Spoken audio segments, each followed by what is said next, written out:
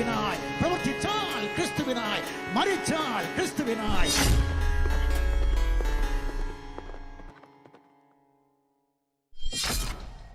അപ്പോൾ നമ്മൾ അതിൽ തന്നെ സമയം ദീർഘിപ്പിക്കാതെ ശ്രീ അനിൽകുമാർ അയ്യപ്പനിലേക്ക് അദ്ദേഹത്തിൽ നിന്ന് നമുക്ക് കേൾക്കാം. ശ്രീ അനിൽകുമാർ അയ്യപ്പൻ, താങ്കളെ ഞങ്ങൾ സിഡ്നി മലയാളീസിൻ്റെ ഈ ഒരു വേദിയിലേക്ക് സ്വാഗതം ചെയ്തോളൂ. ഈ റൂമിലിരിക്കുന്ന എല്ലാ പ്രിയപ്പെട്ടവർക്കും ദൈവത്തിനായ യേശു ക്രിസ്തുവിൻ്റെ തുല്യമായ നാമത്തിൽ എൻ്റെ സ്നേഹവന്ദനങ്ങൾ ഞാൻ പ്രാരംഭമായിട്ട് അറിയിക്കുകയാണ്. ഇങ്ങനെ ഒരു ഇതിലേക്ക് എന്നെ ക്ഷണിച്ചതിൽ ഉള്ള സംഘാടകരോടുള്ള, അല്ലെങ്കിൽ ഈ റൂമിൻ്റെ പുറകിൽ പ്രവർത്തിക്കുന്ന എല്ലാവരോടുള്ള നന്ദിയും അറിയിക്കുന്നു.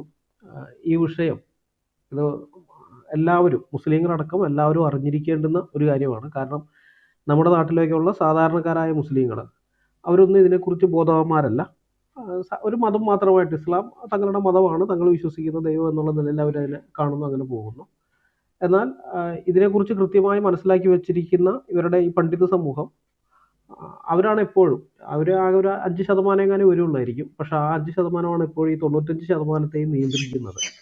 അപ്പോൾ അതുകൊണ്ട് എല്ലാവരും, നമ്മളും അറിയണം, അവരും എല്ലാവരും അറിയേണ്ടുന്ന ഒരു സംഗതിയാണ്. അപ്പോൾ ഈ ഇസ്ലാമിക രാഷ്ട്ര സങ്കല്പത്തെക്കുറിച്ചും ഇസ്ലാമിക രാഷ്ട്രം സ്ഥാപിക്കാൻ വേണ്ടി ആ മതത്തിൻ്റെ അനുയായികൾ ലോകമെമ്പാടും നടത്തുന്ന പ്രവർത്തനങ്ങളെക്കുറിച്ചും സംസാരിക്കാനാണ് ഞാൻ താല്പര്യപ്പെടുന്നത്. ഇത് വളരെ വിശാലമായൊരു വിഷയമാണ്. അതുകൊണ്ട് ഇതിലെ ഓരോ കാര്യങ്ങളും എടുത്ത് വിശദീകരിച്ച് പറയാൻ എനിക്ക് സമയത്തിൻ്റെ പരിമിതിയുണ്ട്. എങ്കിലും അത്യാവശ്യം കാര്യങ്ങൾ ഇത് ഗ്രഹിക്കാൻ പറ്റത്തക്ക വിധത്തിൽ ഈ വിഷയത്തോട് ബന്ധപ്പെട്ട് ചില കാര്യങ്ങൾ നിങ്ങളുടെ ശ്രദ്ധയിൽ കൊണ്ടുവരാനാണ് ഞാൻ ശ്രമിക്കുന്നത്. ഇസ്ലാം എന്ന് പറയുന്ന ഈ മതത്തിനെ സാധാരണ എല്ലാവരും കരുതുന്നത് ക്രിസ്തുമതം പോലെ, ഹിന്ദുമതം പോലെ, ബുദ്ധമതം പോലെ, അല്ലെ സിഖ് മതം, നമുക്ക് പരിചയമുള്ള മറ്റു മതങ്ങൾ പോലെ ഒരു മതമായിട്ട് മാത്രമാണ്. പിന്നെ മറ്റു മതങ്ങളിൽ നിന്ന് വ്യത്യസ്തമായിട്ട് ഇതിന് ഒരു പൊളിറ്റിക്കൽ താല്പര്യം കൂടി ഉണ്ട് എന്നാണ് ഭൂരിഭാഗം പേരും ചിന്തിച്ചു വെച്ചിരിക്കുന്നത്. പക്ഷെ ആ ചിന്താഗതി വളരെ വലിയൊരു തെറ്റിദ്ധാരണയാണ്. കാരണം ഇസ്ലാം എന്ന് പറയുന്നത് ആത്യന്തികമായിട്ടൊരു പൊളിറ്റിക്കൽ എൻറ്റിറ്റിയാണ്. അതിൻ്റെ സത്ത എന്ന് പറയുന്നത്, അതിൻ്റെ ആന്തരിക ഘടന എന്ന് പറയുന്നത്, അതിൻ്റെ നിലനിൽപ്പ് എന്ന് പറയുന്നത് രാഷ്ട്രീയ അധികാരത്തിൽ അടിസ്ഥാനപ്പെടുത്തിയതാണ്. അതായത് ഈ ഐഡിയോളജിയെ മാത്രം നിലനിൽക്കുന്ന മറ്റ് ഐഡിയോളജികളെയൊക്കെ ഉന്മൂലനം ചെയ്ത് കളയുകയോ, അല്ലെങ്കിൽ ആ ഐഡിയോളജിയിൽ വിശ്വസിക്കുന്നവരൊക്കെ ഈ ഇസ്ലാമിന് കീഴിൽ രണ്ടാം തരം പൗരന്മാരായിട്ട് നിൽക്കുകയോ ചെയ്യുന്ന, അങ്ങനെ രണ്ടാം തരം പൗരന്മാരായി നിൽക്കാൻ തയ്യാറല്ലാത്തവരെ പീഡിപ്പിക്കുകയോ നാടുകടത്തുകയോ കൊല്ലുകയൊക്കെ ചെയ്യുന്ന ഒരു പൊളിറ്റിക്കൽ ആശയ സംഹിതയായിട്ടാണ് ഇത് നിൽക്കുന്നത്. അതായത് മതത്തിൻ്റെ മുഖം മൂടി ഇട്ട് വന്നിരിക്കുന്ന ഒരു പൊളിറ്റിക്കൽ എൻറ്റിറ്റിയാണ് ഇസ്ലാം എന്ന് പറയുന്നത്. ഈ ഇസ്ലാമിക രാഷ്ട്രം അല്ലെങ്കിൽ ഹുക്കുമത്തെ ഇലാഹി അല്ലെങ്കിൽ ദൈവിക ഭരണം എന്നൊക്കെ പറയുന്നത് ഈ മതഭ്രാന്ത് പിടിപെട്ട ഏതെങ്കിലും ഇസ്ലാമിക പണ്ഡിതന്മാരുടെ വികല ചിന്തയല്ല. ഭൂരിഭാഗം, നമ്മുടെ നാട്ടിലുള്ള ഭൂരിഭാഗം പേരും അങ്ങനെ ചിന്തിച്ചു വെച്ചിരിക്കുന്നത് ഇസ്ലാം പൊതുവെ സമാധാനത്തിൻ്റെ മതമാണ്. എന്നാൽ അതിനകത്തുള്ള ചില മതഭ്രാന്ത് പിടിപെട്ട ചില ആളുകൾ ഇങ്ങനെയുള്ളതായിട്ട് നടക്കുന്നത്. പക്ഷെ അങ്ങനെയല്ല. കൃത്യമായിട്ട് നമ്മൾ മനസ്സിലാക്കേണ്ടത് ഇസ്ലാമിൻ്റെ പ്രമാണ ഗ്രന്ഥങ്ങളിൽ തന്നെ എഴുതപ്പെട്ടിരിക്കുന്ന സംഗതിയാണ്. ഈ ചില ആളുകൾ, നമ്മൾ മതഭ്രാന്തന്മാരെന്നൊക്കെ പറഞ്ഞ് തള്ളുന്ന ആ ചില ആളുകൾ, അവരാണ് യഥാർത്ഥത്തിൽ ആ ഇസ്ലാമിനെ ഫോളോ ചെയ്യാൻ ശ്രമിക്കുന്നത്. മതഗ്രന്ഥങ്ങളിൽ എഴുതി വെച്ചിരിക്കുന്ന സംഗതി ഫോളോ ചെയ്യാൻ ശ്രമിക്കുന്നത്. കാരണം ഇവരുടെ പ്രധാന പ്രമാണമായിരിക്കുന്ന ഖുർആനും അത് കഴിഞ്ഞ് രണ്ടാം പ്രമാണമായിരിക്കുന്ന ഹദീസും നമ്മൾ നോക്കിക്കഴിഞ്ഞാൽ ഇതിനകത്തൊക്കെ ഈ മതം മുഴുവനും അള്ളാഹുവിന് വേണ്ടിയാകുന്നത് വരെ നിങ്ങൾ അവിശ്വാസികളോട് യുദ്ധം ചെയ്യണം എന്നുള്ളൊരു കൽപ്പനയുണ്ട്. ഇത് വേറെ ഒരു മതത്തിലും ഇല്ല. മറ്റു പല മതത്തിൽപ്പെട്ട ആളുകളും അവരുടേതായ ക്രൂരതകൾ പലതും പ്രവർത്തിച്ചിട്ടുണ്ടാകാം. പക്ഷെ അതൊന്നും മതപ്രമാണത്തിൻ്റെ അടിസ്ഥാനത്തിലല്ല. എന്നാൽ ഇസ്ലാമിലേക്ക് വരുമ്പോൾ അങ്ങനെയല്ല, കൃത്യമായിട്ട് പ്രമാണത്തിൽ എഴുതി വെച്ചിരിക്കുന്നതാണ്. ഇപ്പം ഉദാഹരണം നോക്കുകയാണെങ്കിൽ സൂറ 2:193 മർദ്ദനമില്ലാതെയാവുകയും മതം മുഴുവനും അള്ളാഹുവിന് വേണ്ടിയാവുകയും ചെയ്യുന്നത് വരെ നിങ്ങൾ അവരോട് യുദ്ധം നടത്തിക്കൊള്ളുക. എന്നാൽ അവർ യുദ്ധത്തിൽ നിന്ന് വിരമിക്കുകയാണെങ്കിൽ അവരിലെ അക്രമികൾക്കെതിരിലല്ലാതെ പിന്നീട് യാതൊരു കയ്യേറ്റവും പാടുള്ളതല്ല എന്ന് പറഞ്ഞിരിക്കുന്നത് കാണാം. അപ്പോൾ ഇവരോട് പോയിട്ട് അങ്ങോട്ട് യുദ്ധം ചെയ്യാനാണ് പറയുന്നത്. ഇത് തന്നെ 8:39 പറയുന്നുണ്ട്. കുഴപ്പമില്ലാതെയാവുകയും മതം മുഴുവനും അള്ളാഹുവിന് വേണ്ടി ആവുകയും ചെയ്യുന്നത് വരെ നിങ്ങൾ അവരോട് യുദ്ധം ചെയ്യുക. ഇനി അവർ വിരമിക്കുന്ന പക്ഷം അവർ പ്രവർത്തിക്കുന്നതല്ല അള്ളാഹു കണ്ടറിയുന്നവനാണ്. അവർ വിരമിക്കുക എന്ന് പറയുന്നത് ഇസ്ലാമിന് കീഴടങ്ങിക്കൊണ്ട് ഞങ്ങൾ രണ്ടാം തരം പൗരന്മാരായിരുന്നോളാം എന്ന് അവർ സമ്മതിക്കുക, അല്ലെങ്കിൽ അവരെ തോൽപ്പിക്കുക, എന്തോ ഇത് രണ്ടിലെങ്കിലും ഒന്ന് നടക്കുന്നത് വരേക്കും യുദ്ധം എന്നുള്ളതാണ്. ഇതേ കൽപ്പന തന്നെ ഹദീസിനകത്ത് മുഹമ്മദ് മുസ്ലിങ്ങൾക്ക് കൊടുത്തിട്ടുള്ളതായിട്ട് കാണാം. അവിടെ മുഹമ്മദ് പറയുന്നത് ഇങ്ങനെയാണ്, ഞാൻ സ്വഹീഹ് മുസ്ലിം വാല്യം 1 ഭാഗം 1 ഹദീസ് നമ്പർ 34 ഉദ്ധരിക്കുകയാണ്. നബി അബൂ ഹുറൈറ നിവേദനം, നബി പറഞ്ഞു, അല്ലാഹു അല്ലാതെ യാതൊരു ആരാധ്യനുമില്ലെന്ന് സാക്ഷ്യം വഹിക്കുകയും എന്നിലും ഞാൻ കൊണ്ടുവന്നതിലും വിശ്വസിക്കുകയും ചെയ്യുന്നത് വരെ ജനങ്ങളോട് യുദ്ധം ചെയ്യുവാൻ ഞാൻ കൽപ്പിക്കപ്പെട്ടിരിക്കുന്നു. അങ്ങനെ അവർ ചെയ്താൽ അവരുടെ രക്തവും ധനവും എന്നിൽ നിന്നും അവർ സംരക്ഷിച്ചിരിക്കുന്നു. പിന്നീട് അതിൻ്റെ അവകാശം, അതായത് വിശ്വാസത്തിൻ്റെ അവകാശം എന്ന് വെച്ചാൽ സക്കാത്ത്, അത് മാത്രമേ അവരിൽ നിന്ന് പിടിച്ചെടുക്കുകയുള്ളൂ. അവരുടെ രഹസ്യകാര്യങ്ങളുടെ വിചാരണ അള്ളാഹുവിൻ്റെ മേലാണ്. അതായത് അള്ളാഹുവിലും മുഹമ്മദ് അങ്ങനെയാണ് പറയുന്നത്, അള്ളാഹു അല്ലാതെ യാതൊരു ആരാധനയുമില്ലെന്ന് സാക്ഷ്യം വഹിക്കുകയും എന്നിലും ഞാൻ കൊണ്ടുവന്നതിലും വിശ്വസിക്കുന്നവരെ. അപ്പം അള്ളാഹു, മുഹമ്മദ് കൊണ്ടുവന്നതെന്ന് പറയുന്നത് ഖുർആൻ. അപ്പോൾ ഈ ഖുർആൻ ഇതിലും ഈ മൂന്നിലും ആളുകൾ വിശ്വസിക്കാൻ തയ്യാറാകുന്നത് വരെ, ചുരുക്കി പറയുകയാണെങ്കിൽ മുസ്ലിങ്ങളാകുന്നത് വരെ അന്യമതസ്ഥരോട് യുദ്ധം ചെയ്യാനാണ് മുഹമ്മദിന് കൽപ്പന കിട്ടിയിരിക്കുന്നത്. അപ്പോൾ ഒരു സമൂഹം മുസ്ലിങ്ങളാകുന്നില്ലെങ്കിൽ അവരെ കൊല്ലാം, അവരുടെ ധനം പിടിച്ചെടുക്കാം. ഈ കൽപ്പന ഒരു കാലത്ത് ലോകത്തിലെ മുസ്ലിങ്ങൾ, അന്ന് മുസ്ലിങ്ങളുടെ എണ്ണം കുറവാണ്, അറേബ്യയിൽ മാത്രം ഉണ്ടായിരുന്ന സമയത്ത് ആ മുഴുവൻ മുസ്ലിങ്ങളും അത് അങ്ങനെ തന്നെ പ്രവർത്തിച്ചതായിട്ട് നമുക്ക് കാണാനായിട്ട് സാധിക്കും. ഇത് ഇസ്ലാമിക ചരിത്ര ഗ്രന്ഥത്തിലേക്ക് പോയാൽ കാണും.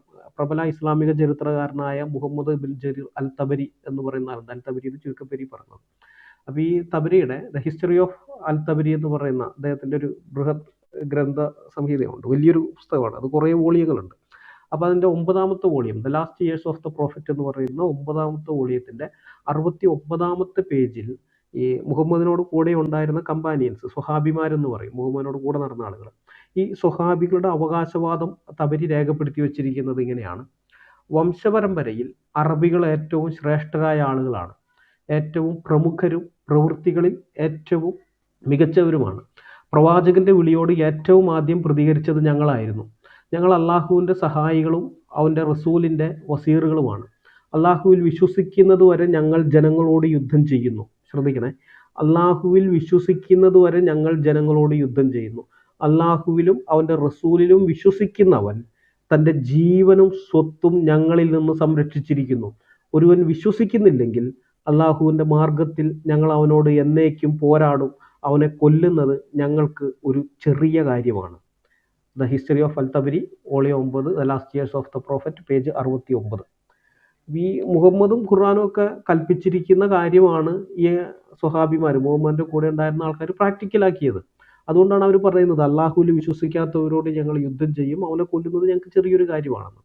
ഈ ഇസ്ലാം മതം രൂപം കൊണ്ടതിന് ശേഷമുള്ള ആദ്യത്തെ 3-4 നൂറ്റാണ്ടുകളിൽ ഓരോരോ രാജ്യങ്ങൾ പിടിച്ചെടുത്ത് അവിടങ്ങളിൽ ഇസ്ലാം മതം പ്രചരിപ്പിക്കാൻ വേണ്ടി മാത്രം നിരപരാധികളായ ലക്ഷക്കണക്കിന് മനുഷ്യരുടെ രക്തം മുസ്ലിങ്ങൾ ഒഴുക്കിയിട്ടുണ്ട്. അത് ചരിത്ര വസ്തുതയാണ്. ചരിത്ര ഗ്രന്ഥങ്ങൾ, ഇസ്ലാമിക ചരിത്ര ഗ്രന്ഥങ്ങൾ പരിശോധിച്ചാൽ തന്നെ നമുക്കത് കാണാനായിട്ട് സാധിക്കും. ഇനി ഇസ്ലാമിക രാഷ്ട്രത്തിനകത്ത് അവർക്ക് അധികാരം കിട്ടി, ഒരു രാഷ്ട്രം സ്ഥാപിക്കപ്പെട്ട് കഴിഞ്ഞാൽ അവരെന്താണ് ചെയ്യുക എന്നുള്ള കാര്യം ഖുറാനിലുണ്ട്. ഖുറാൻ 63:8 പറയുന്നുണ്ട്. ഇതാണ് സൂറ 63:8. അവർ പറയുന്നു, ഞങ്ങൾ മദീനയിൽ മടങ്ങിച്ചെന്നാൽ കൂടുതൽ പ്രതാപമുള്ളവർ നിന്ദ്യരായുള്ളവരെ പുറത്താക്കുക തന്നെ ചെയ്യുമെന്ന്. അള്ളാഹുവിനും അവൻ്റെ ദൂതനും സത്യവിശ്വാസികൾക്കുമാകുന്നു പ്രതാപം, പക്ഷെ കപടവിശ്വാസികൾ കാര്യം മനസ്സിലാക്കുന്നില്ല.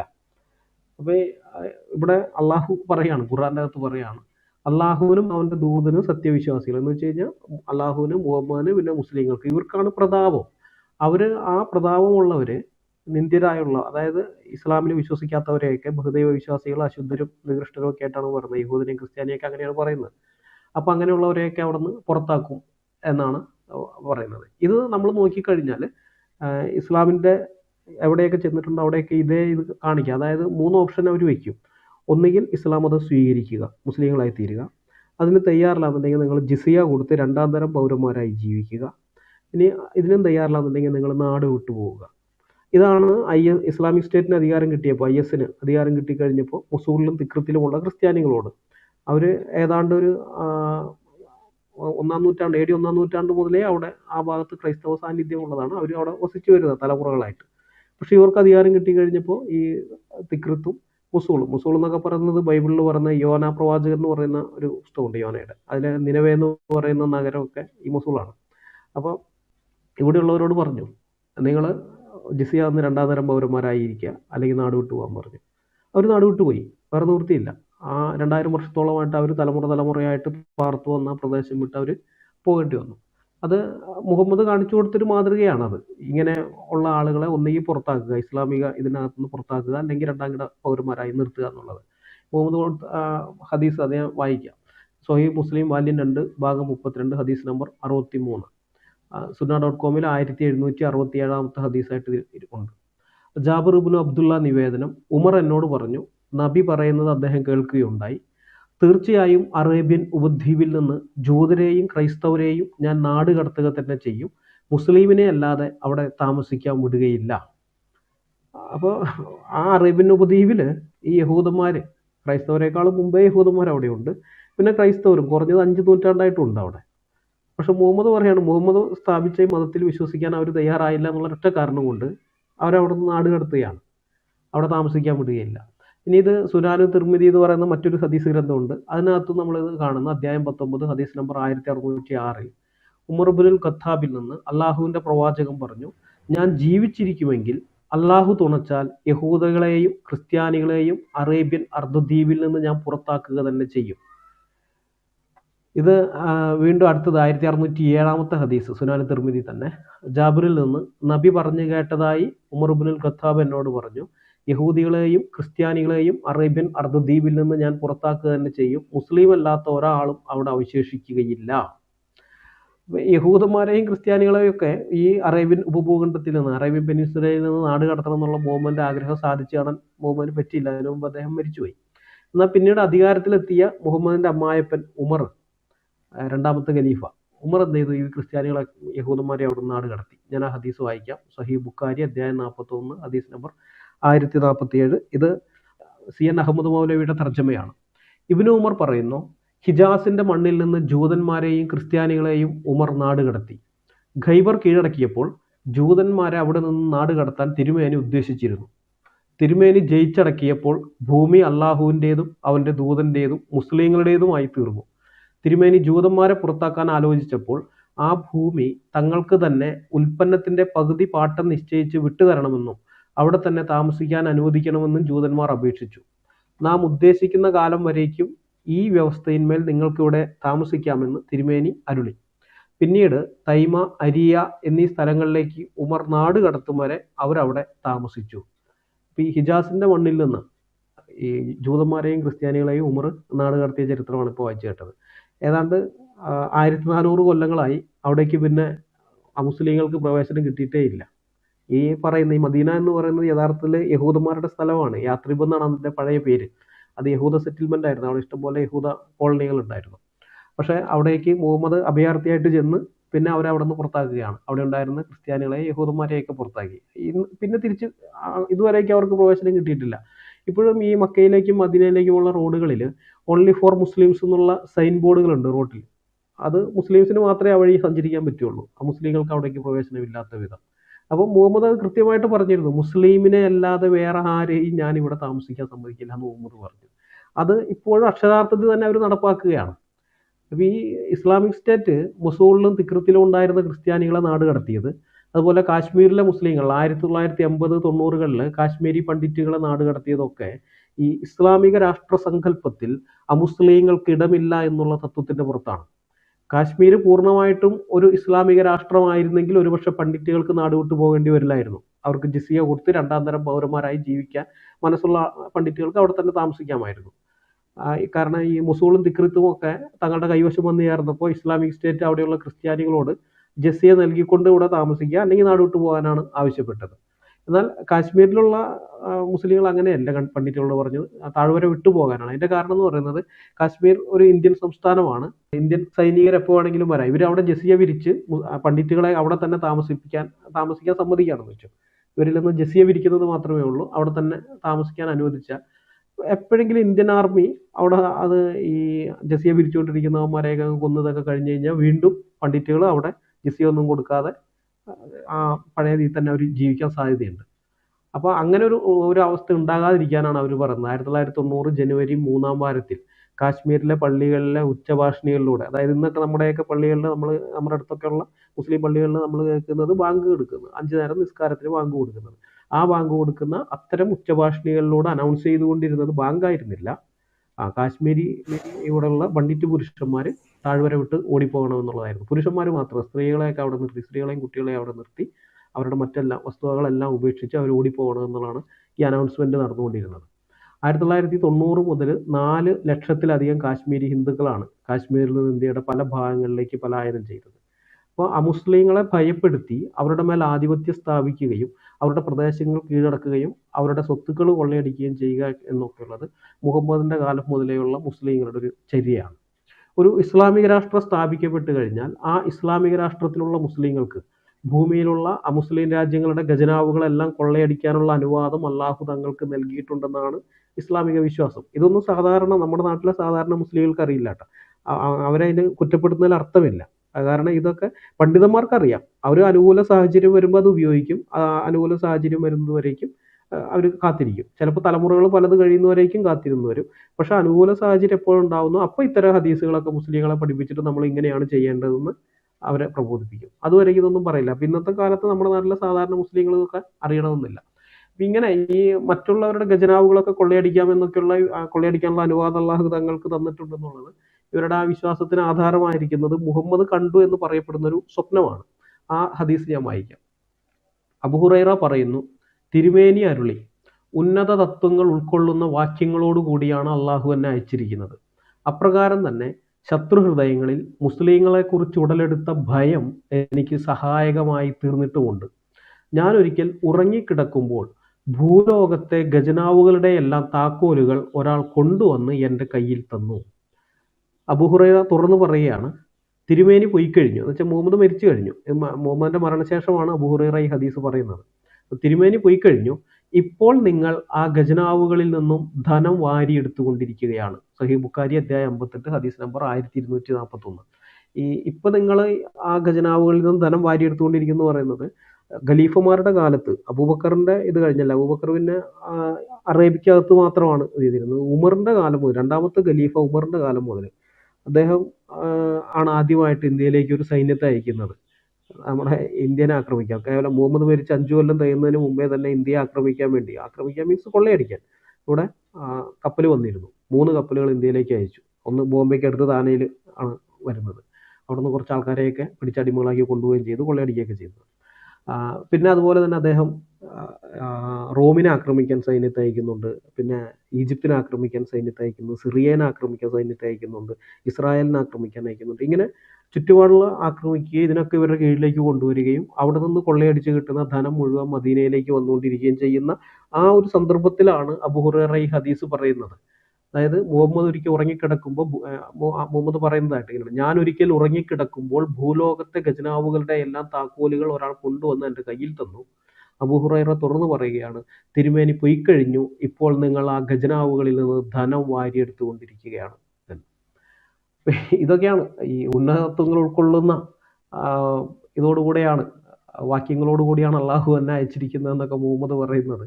ഈ ഖുർആനകത്തുള്ള ഉന്നതത്വങ്ങൾ എന്നൊക്കെ പറഞ്ഞാൽ ഇതാണ്. മറ്റുള്ളവർ അധ്വാനിച്ച് സമ്പാദിച്ചു വെച്ചതൊക്കെ മുസ്ലിങ്ങൾക്ക് വാരിയെടുത്തു കൊള്ളാം എന്നുള്ളതാണ് അതിൻ്റെ ഉന്നതത്വം. ഇപ്പൊ ഒരു കാര്യം കൂടി ഇപ്പൊ വായിച്ചു കേട്ട ഇതിനകത്ത് മുഹമ്മദ് പറയുന്ന ഒരു സംഭവമുണ്ട്. ശത്രുഹൃദയങ്ങളിൽ മുസ്ലിങ്ങളെ കുറിച്ച് ഉടലെടുത്ത ഭയം തനിക്ക് സഹായകരമായി തീർന്നിട്ടുണ്ടെന്നാണ് മുഹമ്മദ് പറയുന്നത്.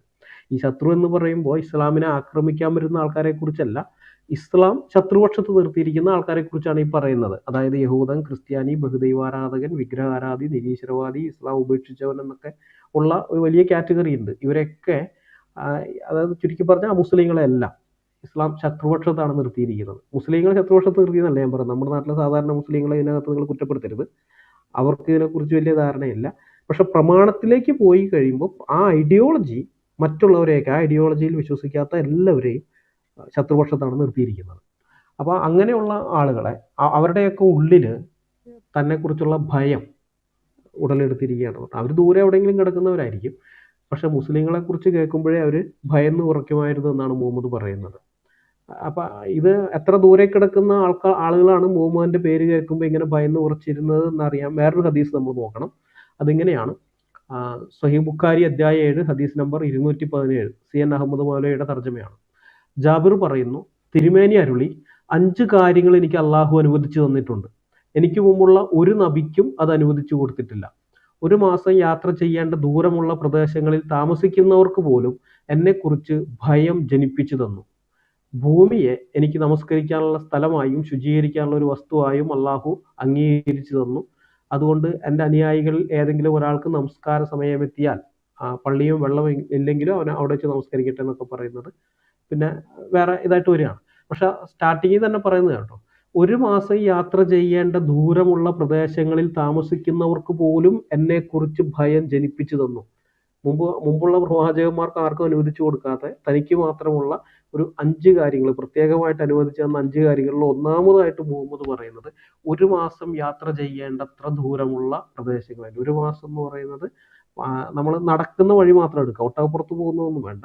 അന്നത്തെ കാലത്ത് അന്ന് നടക്കലാണല്ലോ പ്രധാനമായിട്ടുള്ളത്. അപ്പോൾ കച്ചവട സംഘങ്ങളൊക്കെ നടക്കാന്ന് പറഞ്ഞാൽ ശരാശരി 50 കിലോമീറ്റർ ഒരു ദിവസം നടക്കുമായിരുന്നു. 50 കിലോമീറ്റർ. അപ്പോൾ അങ്ങനെ വരുമ്പോൾ അത് മരുഭൂമിയിലൂടെയൊക്കെയാണ് യാത്ര ചെയ്യുന്നതെങ്കിൽ മിക്കപ്പോഴും വൈകുന്നേരം സൂര്യൻ അസ്തമിച്ചതിന് ശേഷം രാത്രി കുറേ നടക്കും, പിന്നെ നേരെ വെളുക്കാനാകുമ്പോൾ നടക്കും. പകരം എവിടെയെങ്കിലും അവർ വിശ്രമിക്കും, വല്ല മരുപ്പച്ച മറ്റൊക്കെ കാണുമ്പോൾ വിശ്രമിക്കും, വീണ്ടും അങ്ങനെയൊക്കെ ഉള്ളതാണ്. അപ്പോൾ ശരാശരി അവരുടെ നടത്തം എന്ന് പറയുന്നത് ഒരു 50 കിലോമീറ്ററാണ്. എന്നാൽ യുദ്ധത്തിനൊക്കെ പോവുകയാണെന്നുണ്ടെങ്കിൽ അങ്ങനെയല്ല, അതിലും കൂടുതലാണ്. കാരണം ശത്രുക്കൾ ഇവരുടെ നീക്കം അറിയുന്നതിന് മുമ്പേ പെട്ടെന്ന് ആക്രമിക്കണമെന്നുള്ളത് 50 കിലോമീറ്ററിൽ കൂടുതൽ അവർ നടക്കും. പക്ഷെ നമ്മൾ ഏറ്റവും ചുരുങ്ങിയത് തന്നെ എടുക്കാം, 50 കിലോമീറ്റർ എന്നുള്ളത് എടുക്കാം. 50 കിലോമീറ്റർ എന്നുള്ള കണക്കെടുത്താൽ പോലും 1 മാസം ദൂരം, 1 മാസത്തെ വഴി ദൂരം അല്ലെങ്കിൽ 1 മാസം യാത്ര ചെയ്യേണ്ട ദൂരം എന്ന് പറയുമ്പോൾ 1500 കിലോമീറ്റർ ആയി. 1500 കിലോമീറ്റർ അപ്പുറത്ത് കിടക്കുന്ന ആൾക്കാർക്ക് പോലും മുഹമ്മദ് എന്നുള്ള പേര് കേൾക്കുമ്പോഴേ ഭയം ഉണ്ടായിരുന്നു എന്ന് പറയുമ്പോൾ നിങ്ങൾ ആലോചിച്ച് നോക്കിയാൽ ഇവർ ചെയ്തു കൂട്ടിയ ക്രൂരതകൾ എങ്ങനെയായിരുന്നു. ജനങ്ങളെയൊക്കെ ഏത് വിധത്തിലാണ് ഇവർ ടോർച്ചർ ചെയ്തിരുന്നത്, ഇവരുടെ കീഴിലേക്ക് വരുന്നവരെ എന്തൊക്കെയാണ് ചെയ്തിരുന്നത്. അത്രമാത്രം ഭയം. മുഹമ്മദ് പറഞ്ഞു മറ്റു ഒരു നബിക്കും ഇല്ലാത്ത ഇതാണത്. എനിക്ക് മുമ്പുള്ള ഒരു നബിക്കും അനുവദിച്ചു കൊടുത്തിട്ടില്ല എന്ന് പറഞ്ഞിട്ട് ഒന്നാമത് പറയുന്നതാണ് 1 മാസം യാത്ര ചെയ്യേണ്ടത്ര ദൂരമുള്ള പ്രദേശങ്ങളിൽ താമസിക്കുന്നവർക്ക് പോലും എന്നെക്കുറിച്ച് ഭയം ജനിപ്പിച്ചു തന്നു എന്ന്. അപ്പോൾ ഇങ്ങനെയൊക്കെയുള്ള 1500 കിലോമീറ്റർ അപ്പുറത്ത് കിടക്കുന്ന ആൾക്കാർ, അങ്ങനെയുള്ള ആൾക്കാർക്ക് പോലും ഭയം ഉണ്ടാക്കി. അങ്ങനെ ആ വിധത്തിലാണ് മുഹമ്മദ് അറേബ്യ തൻ്റെ കീഴിലേക്ക് കൊണ്ടുവരുന്നത്. അങ്ങനെ ഉണ്ടാക്കിയെടുത്ത ഇസ്ലാമിക രാഷ്ട്രത്തിനകത്ത് അതിനകത്ത് മറ്റുള്ളവരോടുള്ള ഇടപെടലുകൾ എങ്ങനെയാണ്, ഇത് തന്നെയാണ് മറ്റു പല ഇടങ്ങളിലേക്ക്. ഇപ്പോൾ ഇന്ത്യയുടെ ചരിത്രമൊക്കെ പറയുമ്പോൾ നമ്മൾ ഞെട്ടിപ്പോകുന്ന വിധത്തിലുള്ള ക്രൂരതകളാണ് ഇവിടെയൊക്കെ കാണിച്ചിട്ടുള്ളത്. ഈ ഇസ്ലാമിക രാഷ്ട്രം ഉണ്ടാക്കിയെടുക്കാൻ വേണ്ടി ഈ അമുസ്ലിങ്ങളെയോ അല്ലെങ്കിൽ അമുസ്ലിം രാജ്യങ്ങളെയൊക്കെ മുസ്ലിങ്ങൾ ആക്രമിക്കുന്ന ഈ പ്രക്രിയയ്ക്ക് പറയുന്ന പേരാണ് ജിഹാദ് എന്നുള്ളത്. പലതരം ജിഹാദുകളെ കുറിച്ച് ഇസ്ലാമിൽ പറയുന്നുണ്ടെങ്കിലും ജിഹാദ് എന്നുള്ളതുകൊണ്ട് പ്രധാനമായി ഉദ്ദേശിക്കുന്നത് അള്ളാഹുവിൻ്റെ മാർഗത്തിൽ അമുസ്ലിങ്ങളെ ആക്രമിക്കുന്നതാണ്. ഇപ്പോൾ ഇന്ത്യ പോലെയുള്ള ഇടത്ത് അല്ലെങ്കിൽ യൂറോപ്പോ അമേരിക്കയോ ഓസ്ട്രേലിയ പോലെയുള്ള ഇടത്തൊക്കെ അവിടെ മുസ്ലിങ്ങൾ ന്യൂനപക്ഷമായിരിക്കുന്നത് കൊണ്ട് അവിടെ ഇതിന് ഈ ജിഹാദ് എന്നുള്ള വാക്കിന് അവിടെയുള്ള മുസ്ലിങ്ങൾ കൊടുക്കുന്ന നിർവചനം വേറെയാണ്. അവർ പറയും സ്വന്തം മനസ്സിൻ്റെ മേൽ നിയന്ത്രണം ഉണ്ടാകാൻ വേണ്ടി ജഡത്തിൻ്റെ ഇച്ഛകളോട് പോരാടുന്നതാണ് ജിഹാദ് എന്നാണ് അങ്ങനെയുള്ള ഇടങ്ങളിൽ പറയുക. എന്നാൽ നിങ്ങൾ പാകിസ്ഥാനിലോ അഫ്ഗാനിസ്ഥാനിലോ പോലെയുള്ള മുസ്ലിം ഭൂരിപക്ഷമുള്ള ഇടങ്ങളിൽ നിന്ന് ജിഹാദ് എന്ന് വെച്ച് കഴിഞ്ഞാൽ അവർ കൃത്യമായിട്ട് പറഞ്ഞുതരും അവിശ്വാസിയെ കൊല്ലുന്നതാണ് ജിഹാദ് എന്ന് അവർ കൃത്യമായിട്ട് പറയും. പക്ഷെ ന്യൂനപക്ഷമായിരിക്കുന്നിടത്ത് അങ്ങനെയുള്ളതല്ല, വേറെ വ്യാഖ്യാനമാണ് കൊടുക്കുക. അപ്പം ഇത് നമ്മൾ ഇവരുടെ ഈ വ്യാഖ്യാനത്തിൽ യാതൊരു കഴമ്പും ഇല്ല എന്ന് നമ്മൾ അറിയേണ്ടതുണ്ട്. കാരണം ഈ വ്യാഖ്യാനത്തിൻ്റെ പൊള്ളത്തരം മനസ്സിലാക്കാൻ വേണ്ടി ഇസ്ലാമിക ഗ്രന്ഥങ്ങളിൽ നിന്നുള്ള ചില തെളിവുകൾ തരാം. സൂറ 9:41 അവിടെ പറയുന്നത്, നിങ്ങൾ സൗകര്യമുള്ളവരാണെങ്കിലും ഞെരുക്കമുള്ളവരാണെങ്കിലും ധർമ്മസമരത്തിന്, അത് ഈ പരിഭാഷ അവർ ചെയ്തതാണ്, ജിഹാദ് എന്നുള്ളതാണ് ശരിക്കും അവിടെ. ജിഹാദിന് ഇറങ്ങി പുറപ്പെട്ടുകൊള്ളുക, നിങ്ങളുടെ സ്വത്തുക്കൾ കൊണ്ടും ശരീരങ്ങൾ കൊണ്ടും അള്ളാഹുവിൻ്റെ മാർഗത്തിൽ നിങ്ങൾ സമരം ചെയ്യുക, അതാണ് നിങ്ങൾക്ക് ഉത്തമം നിങ്ങൾ മനസ്സിലാക്കുന്നുണ്ടെങ്കിൽ. അപ്പോൾ ഇവിടെ ധർമ്മസമരം എന്ന് പറഞ്ഞിരിക്കുന്നത് ജിഹാദിനെയാണ്. ഈ സ്വന്തം മനസ്സിൻ്റെ മേൽ നിയന്ത്രണം ഉണ്ടാകാൻ വേണ്ടി ജഡത്തിൻ്റെ ഇച്ഛകളോട് പോരാടുന്നതാണ് ജിഹാദ് എന്ന് വരികിൽ ഇവിടെ പറയുന്നത് നിങ്ങൾ ഇറങ്ങി പുറപ്പെട്ടുകൊള്ളുക, നിങ്ങളുടെ സ്വത്തുക്കൾ കൊണ്ടും ശരീരങ്ങൾ കൊണ്ടും അള്ളാഹുവിൻ്റെ മാർഗത്തിൽ നിങ്ങൾ സമരം ചെയ്യുക. ഈ സ്വന്തം ജഡത്തിൻ്റെ ഇച്ഛകളോട് പോരാടാൻ എന്തിനാണ് സ്വത്തുക്കൾ കൊണ്ട് സമരം ചെയ്യേണ്ട ആവശ്യം?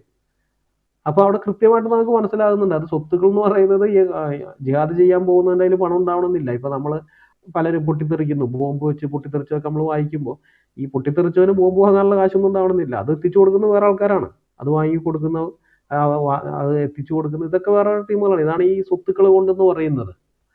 ഇനി അടുത്തത് വേറൊരു ഹദീസ് ഉണ്ട്, അനസ് ഇബ്നു മാലിക്കിൽ നിന്ന്. അദ്ദേഹം പറഞ്ഞു, അള്ളാഹുവിൻ്റെ റസൂൽ പറഞ്ഞു, അള്ളാഹു പറയുന്നു, അള്ളാഹുവിൻ്റെ മാർഗത്തിൽ ജിഹാദ് ചെയ്യുന്നവന് ഞാൻ ഉറപ്പ് നൽകുന്നു, അവൻ്റെ ജീവൻ എടുത്താൽ അവന് സ്വർഗം അനന്തരമായി നൽകും. അവൻ തിരിച്ചു വരികയാണെങ്കിലോ പ്രതിഫലമോ യുദ്ധമുതലോ കരസ്ഥമാക്കിക്കൊണ്ടാണ് അവൻ തിരിച്ചു വരുന്നത്. സുനാനു തിർമിദി അധ്യായം 20 ഹദീസ് നമ്പർ 1620 എന്നാണ് ഞാനിപ്പോൾ വായിച്ചത്. അപ്പോൾ ഇവിടെ ജിഹാദ് ചെയ്യുന്നവൻ്റെ ഒരു കാര്യം പറഞ്ഞിട്ടുണ്ട്, അവൻ്റെ ജിഹാദ് ചെയ്യുന്നവൻ്റെ ജീവൻ എടുക്കുകയാണെങ്കിലോ, അവൻ്റെ ജീവൻ എടുത്താൽ അവന് സ്വർഗം അനന്തരാവകാശമായിട്ട് കിട്ടും. അപ്പോൾ സ്വന്തം ജഡത്തിൻ്റെ ഇച്ഛകളോട് ഒരുത്തം പോരാടുന്നതാണെങ്കിൽ അവൻ്റെ ജീവൻ എങ്ങനെ എടുക്കുന്നത് അതിലൂടെ? അതില്ലാതെ. പിന്നെ ജിഹാദിൽ നിന്ന് അവൻ തിരിച്ചു വരികയാണെങ്കിൽ അവന് പ്രതിഫലമായിട്ട് യുദ്ധം മുതലോ പ്രതിഫലമൊക്കെ അവൻ കരസ്ഥമാക്കും എന്ന് പറയുന്നുണ്ട്. സ്വന്തം ജഡത്തിന്റെ ഇച്ഛകളോട് പോരാടുന്നവൻ എങ്ങനെയാണ് ഈ യുദ്ധം മുതൽ കിട്ടാൻ പോകുന്നത്? അപ്പൊ ഇത് കൃത്യമായിട്ട് നമുക്ക് മനസ്സിലാകുന്നുണ്ട്. ഇവർ ഈ പറയുന്ന ഒളിപ്പിക്കാൻ വേണ്ടി എടുക്കുന്ന വ്യാഖ്യാനമൊന്നുമല്ല, കൃത്യമായിട്ട് അവിശ്വാസികളുമായിട്ടുള്ള യുദ്ധം തന്നെയാണത്. യുദ്ധമായിട്ടുള്ള കാര്യം തന്നെയാണ് ഇത് പറഞ്ഞിരിക്കുന്നത്. ഇനി വേറെ സുനാന തിർമിദി അധ്യായം 20 ഹദീസ് നമ്പർ 1628 മുതൽ 1631 വരെയുള്ള 4 ഹദീസുകൾ ഒരൊറ്റ കാര്യമാണ് പറയുന്നത്. ഇത് പല വ്യക്തികൾ ഈ ഹദീസ് റിപ്പോർട്ട് ചെയ്യുന്നേ ഉള്ളൂ, പക്ഷേ അതിന്റെ കണ്ടന്റ് ഒന്ന് തന്നെയാണ്. അതുകൊണ്ട് മലയാള പരിഭാഷയിൽ അതൊരു ഒറ്റ ഹദീസായിട്ടാണ് കൊടുത്തിരിക്കുന്നത്. ആ ഹദീസ് ഞാൻ വായിക്കാം. സയ്യിദ് ഇബ്നു ഖാലിദിൽ ജുഹനിയിൽ നിന്ന് അള്ളാഹുവിന്റെ പ്രവാചകം പറഞ്ഞു, അള്ളാഹുവിന്റെ മാർഗത്തിൽ ഒരു യോദ്ധാവിനെ ആരെങ്കിലും ഒരുക്കി അയച്ചാൽ അവൻ യുദ്ധം ചെയ്തു. ഒരു യോദ്ധാവിന്റെ അഭാവത്തിൽ ആരെങ്കിലും അവന്റെ കുടുംബകാരി ശ്രദ്ധിച്ചാൽ അവൻ യുദ്ധം ചെയ്തു. സയ്യിദ് ഇബ്നു ഖാലിദ് ജുഹനി നിവേദനം, നബി പറഞ്ഞു, ആരെങ്കിലും അള്ളാഹുവിന്റെ മാർഗത്തിൽ ഒരു യോദ്ധാവിനെ സജ്ജമാക്കിയാൽ അവൻ യുദ്ധം ചെയ്തു. ആരെങ്കിലും അവന്റെ കുടുംബത്തിന് നല്ലത് പകരം നൽകിയാൽ അവന് യുദ്ധം ചെയ്തു. സ്വഹീഹ് മുസ്ലിം വാല്യം 3 ഭാഗം 33 ഹദീസ് നമ്പർ 135 136. അപ്പൊ ഈ സ്വന്തം മനസ്സിന്റെ മേൽ നിയന്ത്രണം ഉണ്ടാകാൻ വേണ്ടി ഈ ജഡത്തിന്റെ ഇച്ഛകളോട് ജഡികേച്ഛകളോട് പോരാടുന്നതാണ് ജിഹാദ് എന്ന് വരികിൽ എന്തിനാണ് അങ്ങനെയുള്ള ഒരാളെ ഒരുക്കി അയക്കേണ്ട ആവശ്യം? ഇവിടെ അതാണ് മുഹമ്മദ് പറയുന്നത്. ഈ ജിഹാദിന് വേണ്ടി ഒരുത്തരെ ഒരുക്കി അയക്കുകയാണെങ്കിൽ അവനും യുദ്ധത്തിൽ പങ്കെടുത്തു എന്നാണ് പറയുന്നത്. മാത്രമല്ല, അങ്ങനെ പോയവന്റെ കുടുംബകാര്യങ്ങൾ ആരെങ്കിലും നോക്കിയാൽ, അവന്റെ കുടുംബത്തിന്റെ കാര്യങ്ങൾ, അവന്റെ ആ യോദ്ധാവിന്റെ അഭാവത്തിൽ അവന്റെ കുടുംബകാര്യം ഒരാൾ ശ്രദ്ധിക്കുകയാണെങ്കിൽ അവനും യുദ്ധത്തിൽ പങ്കെടുത്തു. ഈ സ്വന്തം ജഡത്തിന്റെ ഇച്ഛയ്ക്ക് വേണ്ടി ഒരുത്തൻ പോരാടുമ്പോൾ അവന്റെ കുടുംബകാര്യം മറ്റാൾ നോക്കേണ്ട ആവശ്യം എന്താണ്? അപ്പൊ ഇങ്ങനെയൊക്കെയുള്ള ഇത് ഇനിയും കൊണ്ട് കുറെ, ഞാൻ സമയത്തിന്റെ പരിമിതി കൊണ്ട് കുറച്ച് മാത്രമേ നിങ്ങളുടെ മുമ്പാകെ കൊണ്ടുവരുന്നുള്ളൂ. അപ്പൊ ഇത്തരം ഹദീസുകളിൽ നിന്ന് നമുക്ക് വ്യക്തമായിട്ട് മനസ്സിലാകും, ഖുർആൻ ആയത്തുകളിൽ നിന്ന് മനസ്സിലാകും, ഇവരുടെ ഈ വെളുപ്പിക്കൽ വ്യാഖ്യാനം അത് യാതൊരു വിലയില്ലാത്തതാണ്. ഈ പാകിസ്ഥാനിലോ അല്ലെങ്കിൽ അഫ്ഗാനിസ്ഥാനിലോ ബംഗ്ലാദേശിലോ സിറിയയിലോ ഈജിപ്തിലോ ഒക്കെയുള്ള മുസ്ലിങ്ങൾ പറയുന്ന ജിഹാദ് എന്ന് പറഞ്ഞാൽ അന്യമതസ്ഥരെ ആക്രമിക്കലാണെന്ന് പറയുന്ന ആ വ്യാഖ്യാനമാണ് ശരിയെന്ന് നമുക്ക് മനസ്സിലാവും. ഇനി വേറൊരു കാര്യം കൂടിയുണ്ട്. സിനാന് തിർമിദി അധ്യായം 20 ഹദീസ് നമ്പർ 1637 ഉഖ്ബത്ത് ഇബ്നു അമീറുൽ ജുഹനിയിൽ നിന്ന് അള്ളാഹുവിന്റെ പ്രവാചകൻ പറഞ്ഞു, അള്ളാഹു ഒരേ അമ്പ് കൊണ്ട് 3 ആളുകളെ സ്വർഗത്തിൽ പ്രവേശിപ്പിക്കും. നല്ല പ്രതിഫലം മോഹിച്ചുകൊണ്ട് അത് ഉണ്ടാക്കിയവൻ, അത് എറിഞ്ഞവൻ, അതിന് സഹായിച്ചവൻ. തിരുമേനി പറഞ്ഞു, നിങ്ങൾ അമ്പ് എറിയുകയും വാഹനമേറ്റുകയും ചെയ്തു കൊള്ളുക. എന്നാൽ അമ്പ് എറിയുന്നതാണ് വാഹനമേറ്റുന്നതിനേക്കാൾ എനിക്കിഷ്ടം. ഒരു മുസ്ലിമിന്റെ വിനോദങ്ങളൊക്കെ നിഷ്ഫലമാണ്. വില്ലു കുലച്ച് അമ്പ് എറിയുന്നത്, തന്റെ കുതിരയെ പരിശീലിപ്പിക്കുന്നതും തന്റെ വീട്ടുകാരിയുമായി സല്ലപിക്കുന്നതും ഒഴികെ അതൊക്കെ സഫലമാണ്. ഇപ്പൊ ഒരേ അമ്പ് കൊണ്ട് 3 ആളുകൾക്ക് പ്രതിഫലം കിട്ടുമെന്നാണ് മുഹമ്മദ് പറഞ്ഞത്. അതായത് ജിഹാദിന് വേണ്ടിയുള്ളതാണ് ഇത് എന്നറിഞ്ഞ് ആ അമ്പ് ഉണ്ടാക്കിയ ഒരു മുസ്ലിമിന്, പിന്നെ ആ അമ്പ് ഈ ശത്രുവിനെതിരെ, അള്ളാഹുവിന്റെ ശത്രുവിനെതിരെ അമ്പ് എയ്ത ആൾക്ക് പിന്നെ ആ അമ്പ് ചെയ്യാൻ വേണ്ടി അയാളുടെ കയ്യിലേക്ക് ആ അമ്പ് എത്തിച്ചു കൊടുത്തു. അതായത് ഈ ഉണ്ടാക്കിയ ആളിൽ നിന്ന് അത് വാങ്ങി മറ്റേ ആൾക്ക് സമ്മാനമായിട്ട് അല്ലെങ്കിൽ ദാനമായിട്ട് അത് കൊടുക്കുന്നയാൾ, സ്പോൺസർ ചെയ്യുന്ന ആൾ. അപ്പൊ ഈ 3 കൂട്ടർക്ക്, ഒറ്റ അമ്പ് കൊണ്ട് 3 കൂട്ടർക്ക് പ്രതിഫലം. ഈ ജഡമോഹങ്ങൾക്കെതിരെയുള്ള മനസ്സിന്റെ പോരാട്ടമാണ് ജിഹാദെങ്കിൽ ഈ അമ്പിന്റെ ആവശ്യം എന്താണ്? കുതിരയെ പരിശീലിപ്പിക്കേണ്ട ആവശ്യം എന്താണ്? അതൊന്നും അതിൻ്റെ ഒന്നും ആവശ്യമില്ലല്ലോ. സ്വന്തം ജഡത്തിന്റെ ഇച്ഛകളോട് പോരാടാൻ വേണ്ടി ഒരാൾ സ്വയം ഉള്ള പോരാട്ടത്തിലാണെങ്കിൽ. അപ്പൊ ജിഹാദ് എന്ന് പറഞ്ഞാൽ ഒരു മുസ്ലിം ആയുധമെടുത്ത് അമുസ്ലിങ്ങൾക്കെതിരെ പോരാടുന്നതാണ്, അല്ലാതെ മനസ്സിന്റെ നിയന്ത്രണത്തിലാക്കാൻ ശ്രമിക്കുന്നതൊന്നുമല്ല. അതും പറയുന്നുണ്ട്, അതില്ലെന്ന് ഞാൻ പറയുന്നില്ല. ഒരിടത്ത് പറയുന്നുണ്ട്, നിങ്ങൾ ജിഹാദ് നിങ്ങളുടെ സ്വന്തം ശരീരത്തിനോട് ജിഹാദ് ചെയ്യണം എന്ന് പറയുന്ന ഒരു ഹദീസ് ഒന്നും ഇല്ലെന്ന് പറയുന്നില്ല. പക്ഷെ അതിനെയാണ് ഇവരെപ്പോഴും പ്രൊമോട്ട് ചെയ്ത് കാണിക്കുന്നത് നമ്മുടെ മുമ്പാകെ. നബി പറഞ്ഞിട്ടുണ്ട് ഇതാണ് ജിഹാദ്. അതല്ല ജിഹാദ്, അത് പല ജിഹാദുകളിൽ ഒന്ന് മാത്രം. ഏറ്റവും പ്രധാനപ്പെട്ട ജിഹാദ് എന്ന് പറയുന്നത് അള്ളാഹുവിന്റെ മാർഗത്തിൽ അവിശ്വാസികൾക്കെതിരെ യുദ്ധം ചെയ്യുന്നത് തന്നെയാണ്. ഈ ഇബിൻ ഹജർ അൽ അസ്കലാനി എന്ന് പറയുന്ന ഒരു ഇസ്ലാമിക പണ്ഡിതനുണ്ട്. ആ പണ്ഡിതൻ ജിഹാദിനെ കുറിച്ച് പറഞ്ഞിരിക്കുന്നത് ഇങ്ങനെയാണ്: അള്ളാഹുവിന്റെ ശരീഅത്ത് ഭൂമിയിൽ സ്ഥാപിക്കപ്പെടുന്നതിന് വേണ്ടിയാണ് ജിഹാദ് നടത്തപ്പെടുന്നത്. ഈ ലക്ഷ്യം അവരുമായി യുദ്ധം ചെയ്ത് അവരെ കീഴടക്കിക്കൊണ്ടോ അല്ലെങ്കിൽ അവിശ്വാസികൾ ഇസ്ലാമിക നിയമം അംഗീകരിച്ച് ജിസിയ നൽകിക്കൊണ്ടോ, അതുമല്ലെങ്കിൽ അവരുമായി ഇസ്ലാമും അതിന്റെ നിയമങ്ങളും എതിർക്കപ്പെടില്ല എന്ന കരാറിൽ ഏർപ്പെട്ടുകൊണ്ടോ കാണാവുന്നതാണ്. അപ്പൊ കൃത്യമായിട്ട് ഇബിൻ ഹജർ അസ്കലാനി പറയുകയാണ് ജിഹാദ് എന്താണെന്നുള്ളത്. അത് അള്ളാഹുവിന്റെ ശരീഅത്ത് ഭൂമിയിൽ സ്ഥാപിക്കപ്പെടുന്നതിന് വേണ്ടി മാത്രം, അതിനുവേണ്ടിയുള്ള യുദ്ധമാണ്. അല്ലെങ്കിൽ ഇസ്ലാമിക അള്ളാഹുവിന്റെ ഭരണം, ഹുക്കുമത്തെ ഇലാഹി, ദൈവിക ഭരണം ഭൂമിയിൽ സ്ഥാപിക്കുന്നതിന് വേണ്ടിയുള്ളതാണ്, അതിനുവേണ്ടിയുള്ളതാണ്. അപ്പൊ അത് ആ ലക്ഷ്യം അതൊന്നിയിൽ യുദ്ധം ചെയ്ത് അവരെ കീഴടക്കുക, അല്ലെങ്കിൽ അവിശ്വാസികൾ ഇസ്ലാമിക നിയമം അംഗീകരിച്ച് ജിസിയ നൽകിക്കൊണ്ട് ദിമ്മികളായി, 2ാം തരം പൗരന്മാരായി ഞങ്ങൾ കഴിഞ്ഞുകൊള്ളാം എന്ന് പറഞ്ഞ് അവരതിന് കീഴടങ്ങുകയോ, അതല്ലാന്നുണ്ടെങ്കിൽ ഇപ്പം അങ്ങനെ കീഴടക്കാൻ പറ്റുന്നില്ലെങ്കിൽ കരാറിൽ ഏർപ്പെട്ടുകൊണ്ട്, അതായത് ഞങ്ങൾ മുസ്ലിങ്ങളെ ആക്രമിക്കുകയില്ല എന്ന് പറഞ്ഞുകൊണ്ട് ഒരു കരാറിൽ ഏർപ്പെട്ടുകൊണ്ട് ഇങ്ങനെയൊക്കെ ഈ ജിഹാദ് ചെയ്യാമെന്നാണ് അദ്ദേഹം പറയുന്നത്. അപ്പൊ ഈ അതൊന്ന് ചിന്തിച്ചു നോക്കണം, ഇതൊരു മതത്തിന്റെ അകത്തുള്ള പ്രമാണങ്ങളാണ് ഇതൊക്കെ. ഒരു മതം എന്ന് പറയുന്ന സ്പിരിച്വാലിറ്റിക്കല്ലേ പ്രാധാന്യം കൊടുക്കേണ്ടത്, ആത്മീയതയ്ക്കല്ലേ പ്രാധാന്യം കൊടുക്കേണ്ടത്. ഈ ഭൂമിയിൽ ഭരണം ഉണ്ടാക്കുന്നതിന് വേണ്ടിയിട്ടാണോ മതം ഉള്ളത്? അതിന് രാഷ്ട്രീയ പാർട്ടികൾ ഇഷ്ടം പോലെ ഉണ്ടല്ലോ. മതം എന്ന് പറയുന്നത് അവന്റെ ആത്മീയ കാര്യങ്ങൾക്ക് വേണ്ടിയുള്ളതായിരിക്കണം. പക്ഷെ ഇസ്ലാമിലേക്ക് വരുമ്പോൾ കാണുന്നത് ആത്മീയ കാര്യങ്ങളല്ല. അത് ഞാൻ പറഞ്ഞില്ല, ആത്മീയതയുടെ മുഖം മൂടിയിട്ട ഒരു പൊളിറ്റിക്കൽ എൻറ്റിറ്റിയാണിത്. അത് ആത്മീയതയുടെ മുഖം മൂടിയിട്ട് നമ്മളതങ്ങ് കാണുന്നതുകൊണ്ട് ഇത് ഒരു മതം, മറ്റു മതങ്ങളെ പോലെ ഒരു മതം എന്ന് കാണുന്നത് അങ്ങനെയല്ല. ഇതിന്റെ പ്രമാണങ്ങളുടെ ഉള്ളിലേക്ക് നമ്മൾ ഇറങ്ങി ചെന്ന് പരിശോധിച്ചാൽ കാണും, മറ്റുള്ള എല്ലാ മതവിശ്വാസങ്ങളെയും ഇതിന്റെ കീഴിലാക്കി രണ്ടാം തരം പൗരന്മാരാക്കി നിർത്തുക. ഒന്നുകിൽ അവരെ കൺവേർട്ട് ചെയ്യുക, അല്ലെങ്കിൽ കൺവേർട്ട് ചെയ്യാൻ താല്പര്യമില്ലാത്തവർ രണ്ടാം തരം പൗരന്മാരാക്കി അവരുടെ മേൽ ആധിപത്യം ചെലുത്തിക്കൊണ്ട് നിലനിൽക്കുന്ന ഒരു സംഗതിയായിട്ടാണ് ഇത് വരുന്നത്. ഇത് ഇവർ പറയും പ്രതിരോധത്തിന് വേണ്ടിയുള്ളതാണ് യുദ്ധം എന്നൊക്കെ പറയാറുണ്ട്. മുഹമ്മദ് ഒക്കെ ചെയ്ത യുദ്ധം പ്രതിരോധത്തിന് വേണ്ടിയാണ്. അങ്ങനെയൊന്നുമല്ല, പ്രതിരോധത്തിനൊന്നുമല്ല. പ്രതിരോധത്തിന് വേണ്ടി ചെയ്ത ആകെ 2 യുദ്ധങ്ങളേ ഉള്ളൂ. ഇസ്ലാമിന്റെ മൊത്തം ചരിത്രം നോക്കിയാൽ 2 യുദ്ധങ്ങളേ ഉള്ളൂ. ബാക്കിയുള്ളത് മുഴുവൻ അങ്ങോട്ട് കയറിയുള്ള ആക്രമണമാണ്. കടൽ കടന്നു പോയിട്ട് ആക്രമിക്കുന്നവർക്ക് വരെ പാപമോചനം കിട്ടുമെന്നാണ് മുഹമ്മദ് പഠിപ്പിച്ചത്. ഞാൻ ആ ഹദീസ് വായിക്കാം. സഹീഹ് ബുഖാരി അധ്യായം 58 ഹദീസ് നമ്പർ 1222. ഇത് CN അഹമ്മദ് മൗലവിയുടെ തർജ്ജമയാണ്. ഉമ്മുഹറാം പറയുന്നു, തിരുമേനി അരുളുന്നത് അവർ കേട്ടു, എൻ്റെ അനുയായികളിൽ സമുദ്രത്തിൽ പ്രവേശിച്ച് ഏറ്റവും ആദ്യം യുദ്ധം ചെയ്യുന്നവർക്ക് സ്വർഗം നിശ്ചയമാണ്. ഒരു മതസ്ഥാപകൻ അതിൻ്റെ അനുയായികൾക്ക് സ്വർഗം വാഗ്ദാനം ചെയ്യുന്ന രംഗം നിങ്ങൾ നോക്ക്. എന്തെങ്കിലും സൽപ്രവൃത്തി ചെയ്താൽ നിങ്ങൾക്ക് സ്വർഗം കിട്ടുമെന്ന് പറഞ്ഞാൽ പിന്നെ നമുക്കത് മനസ്സിലാകും. പക്ഷെ അതല്ല മുഹമ്മദ് പറയുന്നത്. എൻ്റെ അനുയായികൾ അല്ലെങ്കിൽ മുസ്ലിങ്ങളിൽ സമുദ്രത്തിൽ പ്രവേശിച്ച് ഏറ്റവും ആദ്യം യുദ്ധം ചെയ്യുന്നവർക്ക് സ്വർഗം നിശ്ചയമാണ്. ഉമ്മുഹറാൻ ചോദിച്ചു, ദൈവദൂതരെ, അക്കൂട്ടത്തിൽ ഞാൻ ഉൾപ്പെടുമോ? തിരുമേനി അരുളി, അതെ, നീയും അവരിൽ ഉൾപ്പെടും. ഉമ്മുഹറാം പറയുന്നു, തിരുമേനി തുടർന്ന് അരുളി, എൻ്റെ അനുയായികളിൽ കൈസറിന്റെ പട്ടണത്തെ, അതായത് റോമ പട്ടണം, സീസറിന്റെ അന്നത്തെ ഈ റോമ സാമ്രാജ്യത്തിന്റെ തലസ്ഥാനം റോമ നഗരമാണല്ലോ. അപ്പൊ കൈസറിന്റെ പട്ടണത്തെ ഏറ്റവും ആദ്യം ആക്രമിക്കുന്ന പട്ടാളത്തിന്റെ പാപങ്ങൾ അല്ലാഹു പുറത്തു കൊടുക്കും. ഒരു മതസ്ഥാപകൻ തൻ്റെ അനുയായികൾക്ക് പാപമോചനത്തിന്റെ മാർഗം വിശദീകരിച്ചു കൊടുക്കുകയാണ്. നിങ്ങൾ പോയിട്ട് കൈസറിന്റെ പട്ടണത്തെ ഏറ്റവും ആദ്യം ആരാണോ ആക്രമിക്കുന്നത് ആക്രമിക്കുന്ന പട്ടാളത്തിന്റെ പാവങ്ങൾ മുഴുവൻ അള്ളാഹു പുറത്തു കൊടുക്കും. ഞാൻ അക്കൂട്ടത്തിൽ ഉണ്ടായിരിക്കുമോ എന്ന് തിരുമേനിയോട് ചോദിച്ചപ്പോൾ ഇല്ലെന്നാണ് അവിടുന്ന് അരുളിയത്. സഹീഹ് ബുഖാരി അധ്യായം 58 ഹദീസ് നമ്പർ 1222. സമുദ്രത്തിൽ പ്രവേശിച്ച് ഏറ്റവും ആദ്യം യുദ്ധം ചെയ്യുന്ന മുസ്ലിങ്ങൾക്ക് പാപമോചനം, റോമ നഗരത്തെ ഏറ്റവും ആദ്യം ആക്രമിക്കുന്ന മുസ്ലിങ്ങൾക്ക് പാപമോചനം. ഈ ഇസ്ലാം രൂപം കൊണ്ട് ഒരു 35 കൊല്ലം തികയുന്നതിന് മുമ്പേ യൂറോപ്പ് എന്തുകൊണ്ട് മുസ്ലിം സൈന്യത്താൽ ആക്രമിക്കപ്പെട്ടു എന്നുള്ള ചോദ്യത്തിന് ഇതാണ് ഉത്തരം. ഈ ഹദീസാണ്. ഇവിടെ ഈ യൂറോപ്പിന്റെ പല ഭാഗങ്ങളും ഇസ്ലാമിക സാമ്രാജ്യത്തിന് കീഴിൽ വന്നെങ്കിലും റോമാ നഗരത്തിനെ പലവട്ടം മുസ്ലിം സൈന്യം ആക്രമിച്ചെങ്കിലും ഇന്ന് വരെ റോമാ നഗരത്തെ കീഴടക്കാൻ മുസ്ലിങ്ങൾക്കായിട്ടില്ല. പക്ഷെ അതിനുള്ള ശ്രമം അവർ ഇന്നും നടത്തിക്കൊണ്ടിരിക്കുകയാണ്. ഇസ്ലാമിക് സ്റ്റേറ്റിന്റെ ആ കാലത്ത് ഈ യൂറോപ്പിൽ ധാരാളം അഭയാർത്ഥികൾ പോയല്ലോ, നമുക്കറിയാവുന്ന സംഗതിയാണ്. അഭയാർത്ഥികൾ അങ്ങോട്ട് പോയത്, ആ പോയവരിൽ പലരും വാസ്തവത്തിൽ അഭയാർത്ഥികളൊന്നുമല്ല. അവർ ഈ ഇസ്ലാമിക് സ്റ്റേറ്റിന്റെ ആളുകൾ തന്നെയാണ്. അവിടെ എത്തിക്കഴിഞ്ഞതിന് ശേഷം അവരത് തെളിയിക്കുന്നുണ്ട് ഭീകരാക്രമണങ്ങളിലൂടെ. അപ്പൊ ഈ റോമാ നഗരത്തെ കീഴടക്കുക എന്ന് പറയുന്ന ഈ റോമാ നഗരം എന്ന് പറയുമ്പോൾ മനസ്സിലാക്കണം, ഇത് കേവലം റോമാ സാമ്രാജ്യത്തിന്റെ തലസ്ഥാനം മാത്രമല്ല, മുഹമ്മദിന്റെ കാലത്ത് ഇത് കത്തോലിക്ക സഭയുടെ ആസ്ഥാനം കൂടിയായിരുന്നു. പിന്നീടാണ് ഈ വത്തിക്കാനായത്. വത്തിക്കാൻ ആവുന്നതിന് മുമ്പ് അത് റോമാ നഗരമാണ്. റോമാ സിറ്റി തന്നെയായിരുന്നു അവരുടെ ആസ്ഥാനം, റോമാ കത്തോലിക്ക സഭയുടെ ആസ്ഥാനം. അപ്പോൾ രാഷ്ട്രീയപരമായിട്ട് റോമ സാമ്രാജ്യത്തെയും കീഴടക്കുക, മതപരമായി കത്തോലിക്ക സഭയുടെ മേലാധിപത്യം ചെലുത്തുക എന്നുള്ളതാണ്. ഈ 2 ലക്ഷ്യത്തിലാണ് മുഹമ്മദ് പറഞ്ഞത് റോമാ നഗരത്തെ ആക്രമിക്കുന്നവർക്ക് അള്ളാഹു പാവം പുറത്തു കൊടുക്കും എന്നൊക്കെ പറഞ്ഞത്.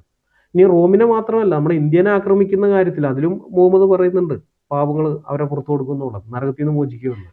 ഇത് സുനാൻ അന്നസായി വോളിയം 1 ബുക്ക് 25 ഹദീസ് നമ്പർ 3175 അള്ളാഹുവിന്റെ ദൂതൻ പറഞ്ഞു, എൻ്റെ സമുദായത്തിൽപ്പെട്ട 2 വിഭാഗം ആളുകളെ അള്ളാഹു നരകത്തിന്റെ തീച്ചൂടിൽ നിന്ന് മോചിപ്പിക്കും.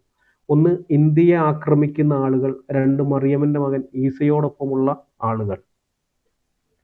അപ്പൊ നമ്മുടെ ഇന്ത്യയെ ആക്രമിക്കും. ഇന്ത്യ എന്ന് പറയുന്നത് അന്നത്തെ ഇന്ത്യയാണ്. മുഹമ്മദിന്റെ കാലത്ത് ഹിന്ദ് എന്ന് പറയുന്നത് ഭൂവിഭാഗമാണ്. അതായത് സിന്ധു നദിയുടെ ഇപ്പുറത്തുള്ള മൊത്തം ഭൂഭാഗത്തെയാണ്. അല്ലാണ്ട് ഇന്നത്തെ നമ്മുടെ 1947 ആഗസ്റ്റ് 15 ഉണ്ടായ ഇന്ത്യ മഹാരാജ്യത്തെ ഉദ്ദേശിച്ചിട്ടല്ല, മൊത്തം ഭൂപ്രദേശമാണ്.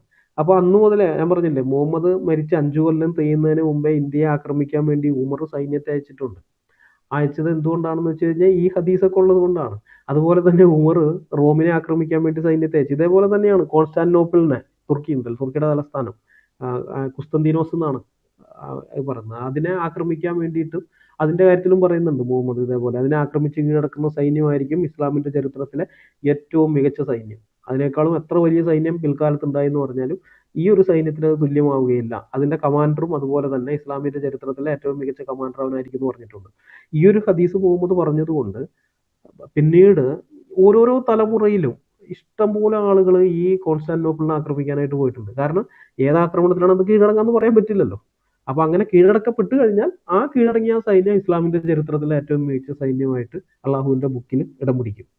ആ ഒരൊറ്റ ഇതിനു വേണ്ടിയിട്ട് തന്നെ ഇഷ്ടംപോലെ ആളുകൾ അത് തുടർമാനമായിട്ട് ആ തുർക്കിക്ക് ഇങ്ങനെ ആക്രമണം, തുർക്കിയുടെ നേരെ, തുർക്കിയല്ല അന്ന് കോൺസ്റ്റാന്റിനോപ്പിളാണ്, കോൺസ്റ്റാന്റിനോപ്പിളിന് നേരെ ആക്രമണം വന്ന് അവസാനമാണ് 1542 മുഹമ്മദ് രണ്ടാമൻ ഇത് പിടിച്ചെടുക്കുന്നത്. അതിന് മുമ്പുള്ള കാലത്ത് ഏകദേശം 700 വർഷത്തോളം കാലം 700 ചില വർഷം തുടർമാനമായിട്ട് ഈ കോൺസ്റ്റാന്റിനോപ്പിളുകാരെ ആക്രമണം ഉണ്ടായിട്ടുണ്ട്. പലവട്ടം ഉപരോധങ്ങൾ, മാസങ്ങളോളം ഉപരോധത്തിലൊക്കെ ഇട്ടിട്ടുണ്ട് ഈ നഗരത്തിന്. ഇതൊക്കെ നമുക്കിത് കാണാനായിട്ട് സാധിക്കും. അപ്പം നമ്മളിതൊക്കെ പറയുമ്പോൾ ഇതൊക്കെയാണ് ഇതിൻ്റെ ഉള്ള സംഗതി എന്ന് പറയുമ്പോൾ സ്വാഭാവികമായിട്ട് ഉണ്ടാകുന്നൊരു ചോദ്യമുണ്ട്. നമ്മുടെ ഇന്ത്യയിലൊക്കെ ഉള്ള ആളുകൾ ഇവിടെയുള്ള മുസ്ലിങ്ങളൊന്നും ജിഹാദ് ചെയ്യുന്നില്ലല്ലോ എന്ന്. ഒന്നാമത്തെ കാര്യം, ഈ ജിഹാദ് ഇങ്ങനെയൊക്കെ ഉള്ളതാണെന്നുള്ളത് മിക്ക മുസ്ലിങ്ങൾക്കും അറിയില്ല. ഇതൊന്നും അവരെ പഠിപ്പിച്ചിട്ടില്ല. കാരണം ഈ മുസ്ലിം ജനസംഖ്യ കുറവായിരിക്കുന്ന സമയത്ത് ഇവരെടുക്കുന്ന നയം എന്ന് പറയുന്നത്, ഇവർ മുസ്ലിങ്ങളെ പഠിപ്പിക്കുന്നു എന്ന് പറയുന്നത് ഇത്തരം ഹദീസുകളൊന്നും ആയിരിക്കില്ല. മുഹമ്മദ് മക്കയിൽ ഉണ്ടായിരുന്ന കാലഘട്ടമുണ്ട്. മക്കയിൽ ഉണ്ടായിരുന്ന സമയത്ത് മുഹമ്മദ് മുസ്ലിങ്ങൾ ന്യൂനപക്ഷമാണ്. അവിടെ വളരെ കുറച്ച് ആളുകളേ ഉള്ളൂ. ആ സമയത്ത് മുഹമ്മദ് പറഞ്ഞിരുന്നത് നിനക്ക് നിന്റെ മതം, എനിക്ക് എൻ്റെ മതം എന്നുള്ളതാണ്, മതത്തിൽ നിർബന്ധമില്ല എന്നൊക്കെ പറഞ്ഞുകൊണ്ട് നടന്നിരുന്ന ഒരു കാലഘട്ടമുണ്ട്. ആ കാലഘട്ടത്തിലുള്ള ആയത്തുകളും ആ കാലഘട്ടത്തിൽ മുഹമ്മദ് പറയുന്ന ഹദീസുകളും അതൊന്നും മറ്റുള്ളവരെ ആക്രമിക്കാനോ കൊല്ലാനോ ഉള്ളതല്ല. കാരണം അതിനുള്ള അംഗസംഖ്യ അവർക്കില്ല.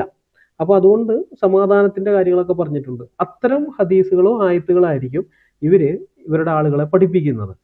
പക്ഷെ ഭൂരിപക്ഷമായി കഴിയുമ്പോൾ മുസ്ലിം ജനസംഖ്യ കൂടുതലായിട്ട് വന്ന് ഭൂരിപക്ഷമായി കഴിയുമ്പോൾ നമ്മളിപ്പോൾ വായിച്ചു കേട്ടതുപോലെയുള്ളതൊക്കെ പഠിപ്പിച്ചിട്ട് ഇതാണ് ഒരു ഉത്തമ മുസ്ലിം ചെയ്യേണ്ടത്, അവിശ്വാസികൾക്കെതിരെ നിങ്ങൾ ജിഹാദ് നടത്തണമെന്നും പറഞ്ഞുകൊണ്ട് അപ്പോൾ ആ വിധത്തിലുള്ള പഠിപ്പിക്കൽ കിട്ടും. അപ്പോൾ നമ്മുടെ ഇവിടെ എന്തുകൊണ്ട് ഇത് ചെയ്യുന്നില്ല എന്ന് വെച്ച് കഴിഞ്ഞാൽ, ഇവിടെയുള്ള മുസ്ലിങ്ങൾ ചെയ്യുന്നതെന്ന് വെച്ചാൽ ഭൂരിഭാഗം പേർക്ക് അറിയില്ല, കാരണം ഇത് കിട്ടിയിട്ടില്ല. ഇപ്പോൾ ഈ ഇമാം ഷാഫി, ഇവരുടെ അടുത്ത് 4 സ്കൂൾ ഓഫ് തോട്ട്സ് ഉണ്ട് ഇവർക്ക്. അപ്പോൾ അതിനകത്ത് ഒന്ന് ഈ ഷാഫി മദ്ഹബ് എന്ന് പറയുന്നത്, അത് ഇമാം ഷാഫിയുടെയാണ്. അപ്പോൾ ഈ ഇമാം ഷാഫിയുടെ അഭിപ്രായത്തിൽ അദ്ദേഹം പറയുന്ന ഒരു കാര്യമുണ്ട്, കുറഞ്ഞത് ഒരു തവണ ജിഹാദ് നിർബന്ധമാണ് മുസ്ലിങ്ങൾക്ക്. അത് ഈ ഒരു തവണ ജിഹാദ് എന്ന് പറയുമ്പോൾ എല്ലാ മുസ്ലിങ്ങളും പോയി ജിഹാദ് ചെയ്യണമെന്നല്ല പറയുന്നത്. അത് ഫർള് കിഫായ എന്ന് പറയുന്നൊരു സംഭവമുണ്ട്. ഫർള് കിഫായ എന്ന് പറയുന്നത് ഒരു സമൂഹത്തെ, മുസ്ലിം സമൂഹം അവരുടെ പ്രതിനിധിയായിട്ട് കുറച്ച് ആളുകളെ തിരഞ്ഞെടുക്കുന്നു. ആ പ്രതിനിധികൾ പോയിട്ട് ജിഹാദ് ചെയ്താൽ മതി, എല്ലാവരും ജിഹാദ് ചെയ്തതായിട്ടാണ് കണക്കാക്കുന്നത്. അത് നമ്മൾ വേറെ ഹദീസ് കണ്ടല്ലോ, ഒരു അമ്പിന്റെ കാര്യം പറഞ്ഞപ്പോൾ ഒരമ്പ് ഉണ്ടാക്കിയവൻ, അത് ഇവന് കൊണ്ട് കൊടുത്തവൻ, പിന്നെ അമ്പ് ചെയ്തവൻ, ഇവനൊക്കെ യുദ്ധം ചെയ്തു, ഇവനൊക്കെ ജിഹാദ് ചെയ്തതായിട്ടാണ് പരിഗണിക്കപ്പെടുന്നത്. അപ്പോൾ വാസ്തവത്തിൽ ജിഹാദ് ചെയ്ത അമ്പ് ചെയ്തവൻ മാത്രമാണ് മറ്റവൻ അമ്പ് ചെയ്തു എന്ന് പറയുന്നത്. പക്ഷെ അതിന്റെ പുറകിലുള്ളവരും ജിഹാദിൽ പങ്കെടുത്തതായിട്ടാണ് പരിഗണിക്കപ്പെടുന്നത്. അതാണ് ഈ ഫർള് കിഫായ എന്ന് പറയുന്നത്. എന്ന് വെച്ചാൽ എല്ലാവരും പോയിട്ട് ജിഹാദ് ചെയ്യേണ്ട, ഒരു സമൂഹത്തിൽ നിന്ന് കുറച്ച് പേര് മാത്രം. എന്നാൽ വേറെയുണ്ട് ഫർള് ഐൻ എന്ന് പറയുന്ന ഒരു സംഭവമുണ്ട്. ഫർള് ഐൻ എന്ന് പറയുന്നത് വ്യക്തിപരമായിട്ട് എല്ലാവരും ജിഹാദ് ചെയ്യേണ്ട സന്ദർഭമാണ്. അതെങ്ങനെയാണെന്ന് വെച്ചാൽ, ഇസ്ലാമിക രാജ്യത്തെ ആക്രമിക്കുകയാണ്, വേറെ പുറമേ നിന്ന് ആരെങ്കിലും വന്ന് ഇസ്ലാമിക രാജ്യത്തെ ആക്രമിച്ചു കഴിഞ്ഞാൽ അവിടെയുള്ള എല്ലാ മുസ്ലിങ്ങളും പിന്നെ അതിനെതിരെ പ്രതിരോധിക്കാൻ നിർബന്ധിതരാകുമ്പോൾ അവരത് ചെയ്തേ പറ്റുകയുള്ളൂ. പക്ഷെ അത് അപൂർവമാണ്. ഫർള് കിഫായാണ് പൊതുവെ പറയുന്നത്. അപ്പം ഇത് വെച്ചിട്ടാണ് ഇമാം ഷാഫി പറയുന്നത്, ഈ കുറഞ്ഞത് വർഷത്തിൽ ഒരു തവണ ജിഹാദ് നിർബന്ധമാണ്, അതിൽ കൂടുതലാവുകയാണെങ്കിൽ അത് ഉത്തമമാണ്. അപ്പോൾ അവിടെയുള്ള എല്ലാവരും പോയി ചെയ്യാന്നുള്ളതല്ല, അവരുടെ പ്രതിനിധിയായിട്ട് കുറച്ച് ആൾക്കാർ മാത്രം പോയി ചെയ്യുന്നു, അവർക്ക് വേണ്ടതായ മറ്റു കാര്യങ്ങൾ ഇത് കൊടുക്കുക. എന്നിട്ട് അദ്ദേഹം പറയുന്നത്, അത്യാവശ്യ സന്ദർഭങ്ങളിൽ ഒഴികെ ജിഹാദ് ഇല്ലാതെ ഒരു വർഷം കടന്നു പോകുന്നത് അനുവദനീയമല്ല. എന്നിട്ട് അതിന് ഉദാഹരണം പറഞ്ഞു. ഉദാഹരണമായി, മുസ്ലിങ്ങൾ അശക്തരായിരിക്കുക, ശത്രുക്കൾ അധികരിക്കുക, മുസ്ലിങ്ങൾ സമൂലനാശം വന്നേക്കാം എന്ന ഭയം, അല്ലെങ്കിൽ ഭക്ഷ്യവാഹന സാമഗ്രികളുടെ അപര്യാപ്തത തുടങ്ങിയ കാരണങ്ങൾ മൂലമല്ലാതെ ജിഹാദ് ഒരു വർഷത്തിൽ കൂടുതൽ വൈകിപ്പിക്കുന്നത് കുറ്റകരമാണ്. അപ്പം ഇത്രയും കാര്യങ്ങളുണ്ടെങ്കിൽ ജിഹാദ് ചെയ്യാതിരിക്കാം. എന്തൊക്കെയാണ്? മുസ്ലിങ്ങൾ അശക്തരായിരിക്കുന്ന സന്ദർഭം, അല്ലെങ്കിൽ ശത്രുക്കളുടെ എണ്ണം കൂടുതൽ, മുസ്ലിങ്ങൾ ന്യൂനപക്ഷമായിരിക്കുന്ന സന്ദർഭം, അല്ലെങ്കിൽ മുസ്ലിങ്ങൾക്ക് സമൂലനാശം വന്നേക്കാം, ജിഹാദിന് ഇറങ്ങി പുറപ്പെട്ടാൽ പൂർണ്ണമായിട്ട് ഇല്ലാതാക്കി കളയും എതിരാളികൾ എന്നുള്ളൊരു ഭയം, അല്ലെങ്കിൽ ഇവർക്ക് ഫുഡും വാഹന സാമഗ്രികളുടെയൊക്കെ അപര്യാപ്തത. അപ്പം ഇങ്ങനെയൊക്കെയുള്ള കാരണങ്ങൾ ഉണ്ടെങ്കിൽ ജിഹാദ് ചെയ്യേണ്ട, അത് മാറ്റിവെക്കാം. അതൊന്നും ഇല്ലാത്തൊരവസ്ഥയിലാണെങ്കിൽ തീർച്ചയായും ഇവർ ജിഹാദ് ചെയ്തേ പറ്റുകയുള്ളൂ. ഇതുകൊണ്ടാണ് ഈ അറബ് രാജ്യങ്ങളിൽ പലയിടങ്ങളിൽ നിന്ന് ഈ ഷെയ്ഖുമാരൊക്കെ ഫണ്ടിങ് കൊടുക്കുന്നുണ്ട്. അതായത് അവർക്ക് ഇതിനകത്ത് പങ്കെടുക്കണം, ഡയറക്റ്റ് പോയിട്ട് ജിഹാദ് ചെയ്യാൻ പറ്റില്ല. അപ്പോൾ പണം മുടക്കണം അവർ, അതിൻ്റെ പുറകിൽ ബാക്കി കാര്യങ്ങൾ ചെയ്യുന്നു. എന്നാൽ ന്യൂനപക്ഷമായിരിക്കുന്നിടത്ത്, അവർ അശക്തരായിരിക്കുന്നിടത്തൊന്നും ഇത് പ്രശ്നമല്ല. അവർ ഒന്നും ചെയ്യണ്ട, അത് അള്ളാഹു അവരുടെ മേൽ കുറ്റം പറയും, ഒന്നും അതിനെപ്പറ്റി കുറ്റം പറയുന്നില്ല. പിന്നെ ഇങ്ങനെയുള്ള സമയത്ത് ചെയ്യാനുള്ള ജിഹാദ് വേറെയുണ്ട്. ഇതുപോലെയുള്ളൊരു സന്ദർഭത്തിൽ ചെന്ന് വിട്ടിരിക്കുകയാണെങ്കിൽ അത് നാവുകൊണ്ട് ചെയ്യുന്ന ജിഹാദാണ്. ഇത് ഈ ഇബ്നു നുഹാസ് എന്ന് പറയുന്ന ഒരു ഇസ്ലാമിക പണ്ഡിതനുണ്ട്. അദ്ദേഹത്തിൻ്റെ ഒരു പുസ്തകം, അത് ഈ അടുത്ത് DGP നിരോധിക്കണമെന്ന് പറഞ്ഞ് കേരള സർക്കാരിനോട് ശുപാർശ ചെയ്തതാണ്. വിജയത്തിൻ്റെ വാതിൽ വാളിൻ്റെ തണലിൽ നിന്നാണ് മലയാള പരിഭാഷ. അത് മഷാരി ഉൽ അഷ്വഖ് ഇലാ മസാരി ഉൽ ഇഷാഖ്വ മുസീറുൽ ഗരാം ഇലാ ദാറുസലാം എന്ന് പറയുന്നൊരു പുസ്തകമാണ്. ജിഹാദിനെ കുറിച്ച് ഇതുവരെ എഴുതപ്പെട്ടതിൽ ഏറ്റവും മികച്ച ഗ്രന്ഥമായിട്ടാണ് ഇസ്ലാമിക പണ്ഡിതന്മാർ ഈ ഇബ്നു നുഹാസിൻ്റെ പുസ്തകത്തെ കാണുന്നത്. ഈ ഇബ്നു നുഹാസ് തന്നെ ഒരു ജിഹാദിയായിരുന്നു. കാരണം അദ്ദേഹം പണ്ഡിതനാണ്, അപ്പോൾ തന്നെ ജിഹാദ് നടത്തി. അദ്ദേഹം മരിക്കുന്നത് ഫ്രഞ്ചുകാരുമായിട്ടുള്ളൊരു യുദ്ധത്തിലാണ് അദ്ദേഹം യുദ്ധകളത്തിൽ കൊല്ലപ്പെടുന്നത്. അങ്ങനെയുള്ള ഒരു മനുഷ്യനാണ്. അപ്പം അദ്ദേഹം എഴുതിയിരിക്കുന്ന ഇതിനകത്ത് പലതരം ജിഹാദുകളെ കുറിച്ച് പറയുന്നുണ്ട്. അതിൻ്റെ ഈ പുസ്തകത്തിൻ്റെ PDF മലയാള പരിഭാഷ PDF നെറ്റിൽ ലഭ്യമാണ്. എൻ്റെ കൈവശം ഇരിപ്പുണ്ട്. അത് ആർക്കെങ്കിലും വേണമെങ്കിൽ എന്നോട് ചോദിച്ചാൽ മതി, ഞാനത് നിങ്ങൾക്ക് അയച്ചുതരാം, മെയിൽ ചെയ്തുതരാം. ഇതിൽ അതിനകത്ത് വേറൊരു ജിഹാദ് പറഞ്ഞിട്ടുണ്ട്, നാവ് കൊണ്ടുള്ള ജിഹാദ്. അനസ് ഇബ്നു മാലിക്കിൽ നിന്നുള്ള നിവേദനം, റസൂല് പറഞ്ഞു, ബഹുദൈവ വിശ്വാസികളോട് നിങ്ങളുടെ ധനം കൊണ്ടും ദേഹം കൊണ്ടും നാവ് കൊണ്ടും നിങ്ങൾ ജിഹാദ് ചെയ്യുക. സുനാൻ അബൂദാവൂദ് 3:22, അന്നസായി 7:6 റെഫറൻസ് ആയിട്ട് അദ്ദേഹം കൊടുത്തിട്ട് പിന്നെ വിശദീകരിക്കുകയാണ്. ഇബ്നു നുഹാസ് വിശദീകരിക്കുകയാണ് ഈ നാവിനാലുള്ള ജിഹാദ് എന്താണെന്നുള്ളത്. നാവിനാലുള്ള ജിഹാദ് കൊണ്ട് ഇവിടെ ഉദ്ദേശിക്കുന്നത് സത്യനിഷേധികളെ മാനസികമായി തളർത്തുന്ന വാക്കുകൾ കേൾപ്പിക്കുകയും അവർ വെറുക്കുന്ന രീതിയിലുള്ള അവരോടുള്ള കർശന സംസാരവുമാണ്.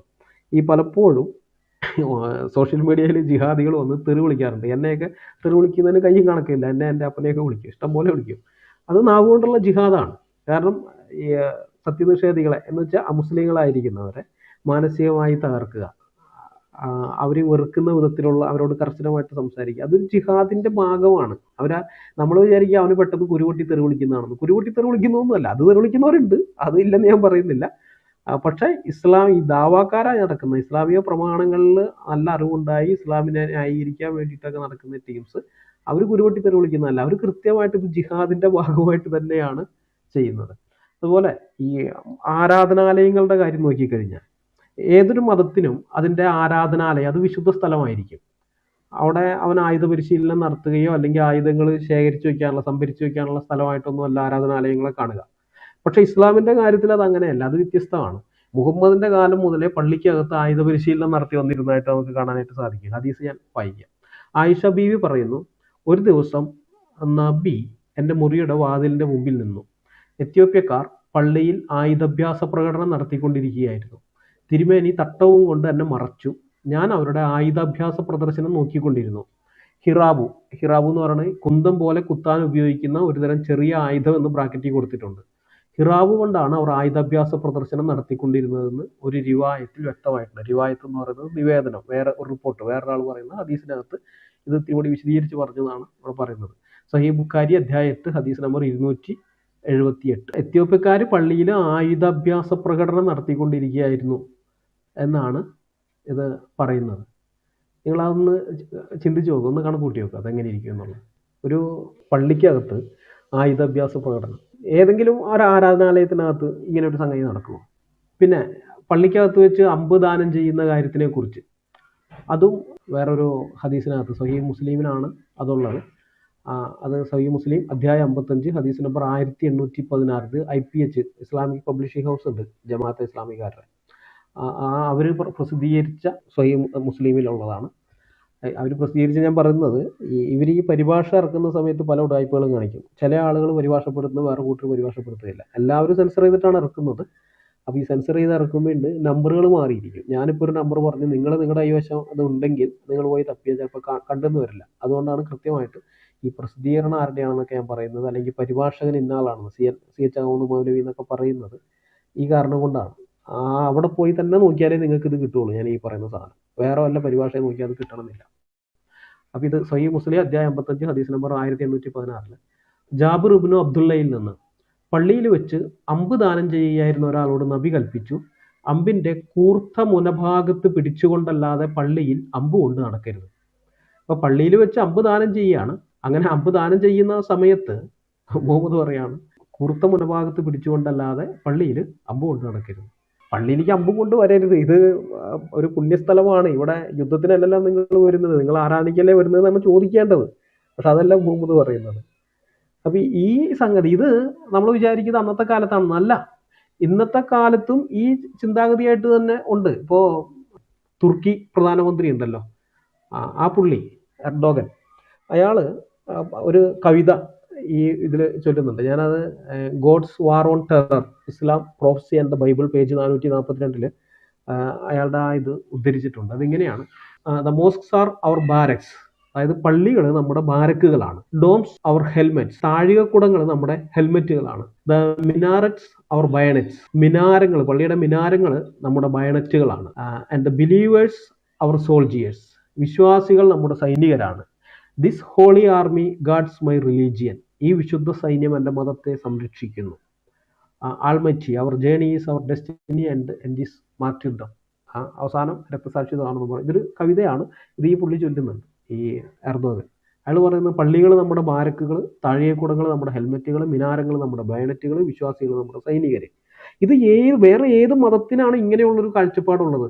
ഏതെങ്കിലും മതം, ഇപ്പോൾ ഹിന്ദു മതം പറയും അമ്പലങ്ങൾ നമ്മുടെ ബാരക്കുകളാണ്, ഹിന്ദുക്കളൊക്കെ നമ്മുടെ സൈനികരാണ്, നമ്മൾ ലോകത്തെ കീഴടക്കും എന്നൊക്കെ പറയുന്ന, അല്ലെങ്കിൽ അവസാന രക്തസാക്ഷിത്വമാണ് നമ്മുടെ ലക്ഷ്യം എന്നൊക്കെ ഏതെങ്കിലും മതം പറയും? ഇല്ല. പക്ഷെ ഇസ്ലാം അത് ആ വിധത്തിലാണ് മുഹമ്മദ് അത് പഠിപ്പിച്ചിരിക്കുന്നത്.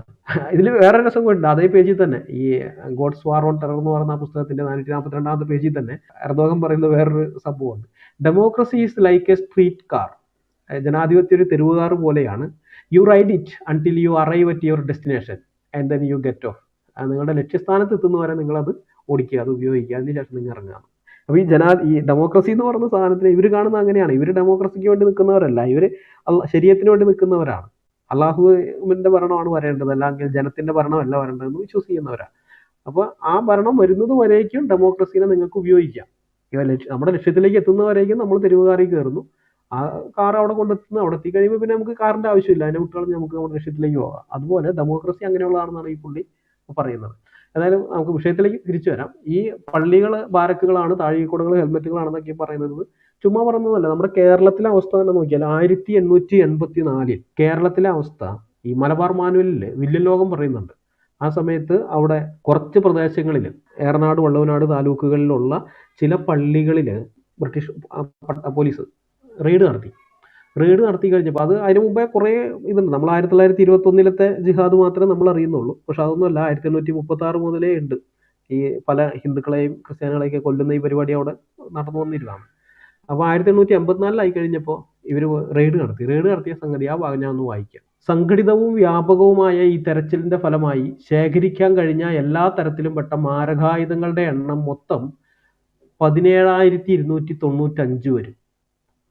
ഇതിൽ 7,503 വിവിധ ഇനം തോക്കുകളായിരുന്നു. ആയുധ തിരച്ചിലുകൾക്കും പിടിച്ചെടുക്കലുകൾക്കും വിധേയമായ താലൂക്കുകളിൽ ജനങ്ങളുടെ മനോഭാവത്തിൽ പ്രകടമായ മാറ്റം കാണാൻ കഴിഞ്ഞു. അതേസമയം അയൽ താലൂക്കായ പൊന്നാനിയിൽ സ്ഥിതി വ്യത്യസ്തമായിരുന്നു. അവിടെ മാപ്പിളമാർ സംഘടിതമായ അതിക്രമങ്ങൾക്ക് മുതിർന്നു. Malabar manual page 369. 1884 തന്നെ 7,503 തോക്കുകൾ. നമ്മളൊക്കെ, ഞാൻ ഇന്ന് വരെ ഞാൻ ഒരിക്കൽ മാത്രമേ എൻ്റെ ജീവിതത്തിൽ ഒരു തോക്ക് നേരിട്ട് കണ്ടിട്ടുള്ളൂ. കളിത്തോക്കല്ല ഞാൻ പറഞ്ഞു, ഒറിജിനൽ തോക്ക്, വെടിവെച്ച മനുഷ്യൻ മരിക്കുന്ന തോക്ക്. ഇത്രയും കൊല്ലമായിട്ട് ഞാൻ കണ്ടിട്ടുള്ളൂ. ഇത് കാണാത്ത പല ആൾക്കാരുണ്ടെന്നും എനിക്കറിയാം.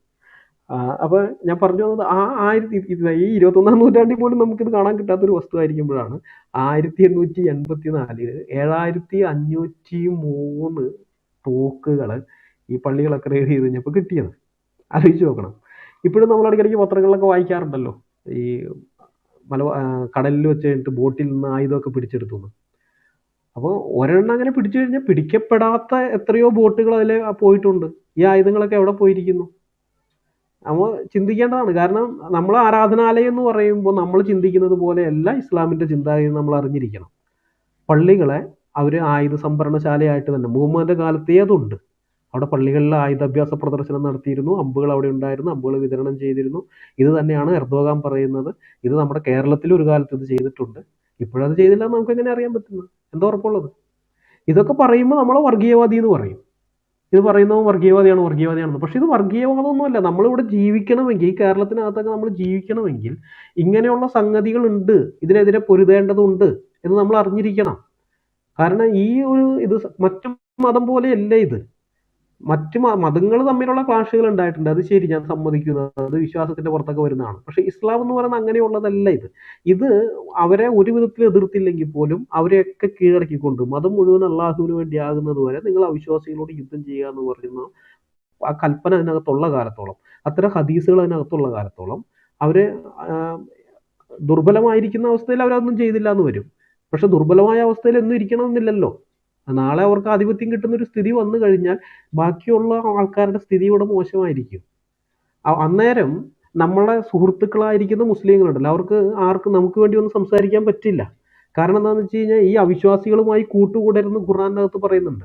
അപ്പോൾ ആരെങ്കിലും വന്ന് അങ്ങനെ കൂട്ടുകൂടി കഴിഞ്ഞു കഴിഞ്ഞാൽ ആദ്യം തട്ടുന്ന അവനെയാണ്. കാരണം ഇങ്ങനെയുള്ള ആളുകളെ കുറിച്ച് പറഞ്ഞിരിക്കുന്നത് അവന്റെ വിശ്വാസം തൊണ്ടക്കുഴി വരെ മാത്രമേ എത്തിയിട്ടുള്ളൂ. അങ്ങനെയുള്ള മുസ്ലിങ്ങളെ കുറിച്ച് പറയുന്നത് അവന്റെ ഹൃദയത്തിലേക്ക് അത് ഇറങ്ങിയിട്ടില്ല. അവന്റെ വിശ്വാസം തൊണ്ടക്കുഴി വരെ മാത്രമേ എത്തിയിട്ടുള്ളൂ. അങ്ങനെയുള്ള ഒരു കപട വിശ്വാസികളാണ്, അവരെ നിങ്ങൾ കാണുന്നിടത്ത് വെച്ച് കൊന്നുകളയണമെന്ന് മുഹമ്മദ് പറഞ്ഞിട്ടുണ്ട്. അപ്പൊ നമുക്ക് സപ്പോർട്ട് ചെയ്യാൻ വേണ്ടി ഏതെങ്കിലും ഒരു മുസ്ലിം വരികയാണെന്നുണ്ടെങ്കിൽ ഇവൻ അവിശ്വാസികളുമായിട്ട് കൂട്ടുകൂടി നടക്കുകയാണ്, ഇവന്റെ വിശ്വാസം തൊണ്ടക്കുഴി വരെ എത്തിയിട്ടുള്ളൂ എന്നും പറഞ്ഞ് അവനെ കൊന്നുകളയും. ഈ അവസ്ഥ അറിയാവുന്നതുകൊണ്ടാണ് ഇപ്പൊ ഈ കാശ്മീരിൽ അവിടുത്തെ പണ്ഡിറ്റുകളോട് നിങ്ങൾ നിങ്ങളുടെ സ്ത്രീകളെയും കുട്ടികളെയൊക്കെ അവിടെ ഉപേക്ഷിച്ച് നിങ്ങൾ ഈ ആണുങ്ങളോടൊക്കെ അവിടുന്ന് ഇത്ര ദിവസത്തിനുള്ളിൽ പോകണം, അത് പോയില്ല എന്നുണ്ടെങ്കിൽ പിന്നെ കാണുന്നവരെയൊക്കെ വെടിവെച്ച് കൊന്നുകളയെന്നും പറഞ്ഞുകൊണ്ട് ആ ബാങ്കുകളിലൊക്കെ അവർ അവിടെ ബാങ്കുകളല്ല, അവരുടെ പള്ളിയിലെ ഉച്ചഭാഷണിയിലൂടെയൊക്കെ ഇത് വിളിച്ചു പറഞ്ഞപ്പോൾ ആ കാശ്മീരി പണ്ഡിറ്റുകൾക്ക് മുസ്ലിം സ്നേഹിതന്മാരുണ്ടായിരുന്നില്ല എന്നാണോ നിങ്ങൾ വിചാരിക്കുന്നത്? ഇഷ്ടംപോലെ മുസ്ലിം സ്നേഹിതന്മാരുണ്ടായിരുന്നു. പക്ഷെ അവർക്ക് ആർക്കും വായ തുറക്കാൻ പറ്റില്ല. കാരണം തുറന്ന അവനെ കൊല്ലും ആദ്യം. അപ്പോൾ ഈ ഒരു സ്ഥിതിയുണ്ട്. ഇത് പ്രമാണത്തിനുള്ളത് ഇങ്ങനെ ഉള്ളത് കൊണ്ടാണ്. അതേസമയം ഇപ്പൊ ഒരു ക്രിസ്ത്യാനികൾ ഇതുപോലെ എന്തെങ്കിലും ഒരു അതിക്രമം കാണിച്ചാൽ മറ്റു ക്രിസ്ത്യാനികൾക്കൊന്നും അതിനെ എതിർക്കാം. കാരണം അവന്റെ പ്രമാണത്തിൽ ഇങ്ങനെ എതിർക്കാം, ഇങ്ങനത്തെ ഒരു പ്രശ്നമില്ലല്ലോ, അതിക്രമം ചെയ്യണമെന്ന് പറഞ്ഞിട്ടില്ല. അപ്പോൾ അവൻ പ്രമാണത്തിന് വിരുദ്ധമായിട്ടല്ല അവൻ വരുന്നത്. അവൻ വന്ന് കഴിഞ്ഞിട്ട് ഇത് ചെയ്യാൻ പാടില്ല എന്ന് അവന് പറയാം.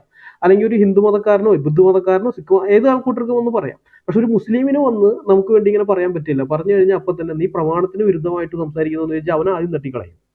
അപ്പൊ അവര് ജീവനീ കൊതികളുണ്ട്, അവർ മിണ്ടുകയില്ല, അവരെ കുറ്റം പറയാൻ പറ്റില്ല, അവർ മിണ്ടുകയില്ല. അപ്പൊ നമ്മൾ തന്നെ ഇത് മനസ്സിലാക്കിയിട്ട് ഇതിനെതിരെ ജാഗ്രതയോടുകൂടെ ഇരിക്കണം എന്നുള്ളതാണ്. ഈ ഐഡിയോളജി ഇങ്ങനെയുള്ളതാണ്. ഇത് നമ്മൾ ചിന്തിക്കുന്നത് പോലെ ഒരു സ്പിരിച്വാലിറ്റി അല്ല, ഒരു ആത്മീയതയല്ല ഇത് മുന്നോട്ട് വയ്ക്കുന്നത്. മറിച്ച് പക്കാ രാഷ്ട്രീയമാണ്. എല്ലാത്തിനെയും അടക്കി ഭരിക്കുക എന്ന് പറയുന്ന ഒരു രാഷ്ട്രീയമാണ്. ആ ഒരു സംഗതിയാണ് ഇത് മുന്നോട്ട് വയ്ക്കുന്നത്. അതിനെതിരെ നമ്മൾ വളരെ ജാഗ്രതയുള്ളവരായിരിക്കണം. ഇത് കൃത്യമായി തിരിച്ചറിഞ്ഞത് കൊണ്ടാണ് ഈ തെറിവിളിയും ഈ വർഗീയവാദി ചാപ്പയും ഇതൊക്കെ കിട്ടിയിട്ടും പിന്നെയും നമ്മൾ ഇതിനെതിരെ സംസാരിച്ചുകൊണ്ടിരിക്കുന്നത്. ഇന്ന് ഇതിനെ പ്രീണിപ്പിച്ച് നിർത്താൻ മത്സരിക്കുന്ന ഇടതന്മാരായാലും വലതന്മാരായാലും നാളെ ഇതിന് വില കൊടുക്കേണ്ടി വരും. അവർ കേരളത്തോട് ചെയ്യുന്നത് മഹാദ്രോഹമാണ് എന്നുകൂടി പറഞ്ഞുകൊണ്ട് ഞാൻ തൽക്കാലം ഇത് അവസാനിപ്പിക്കുകയാണ്. ഇനി നമുക്ക് ദൈവം അനുവദിക്കുന്ന ചർച്ചയിലേക്ക് കടക്കാം.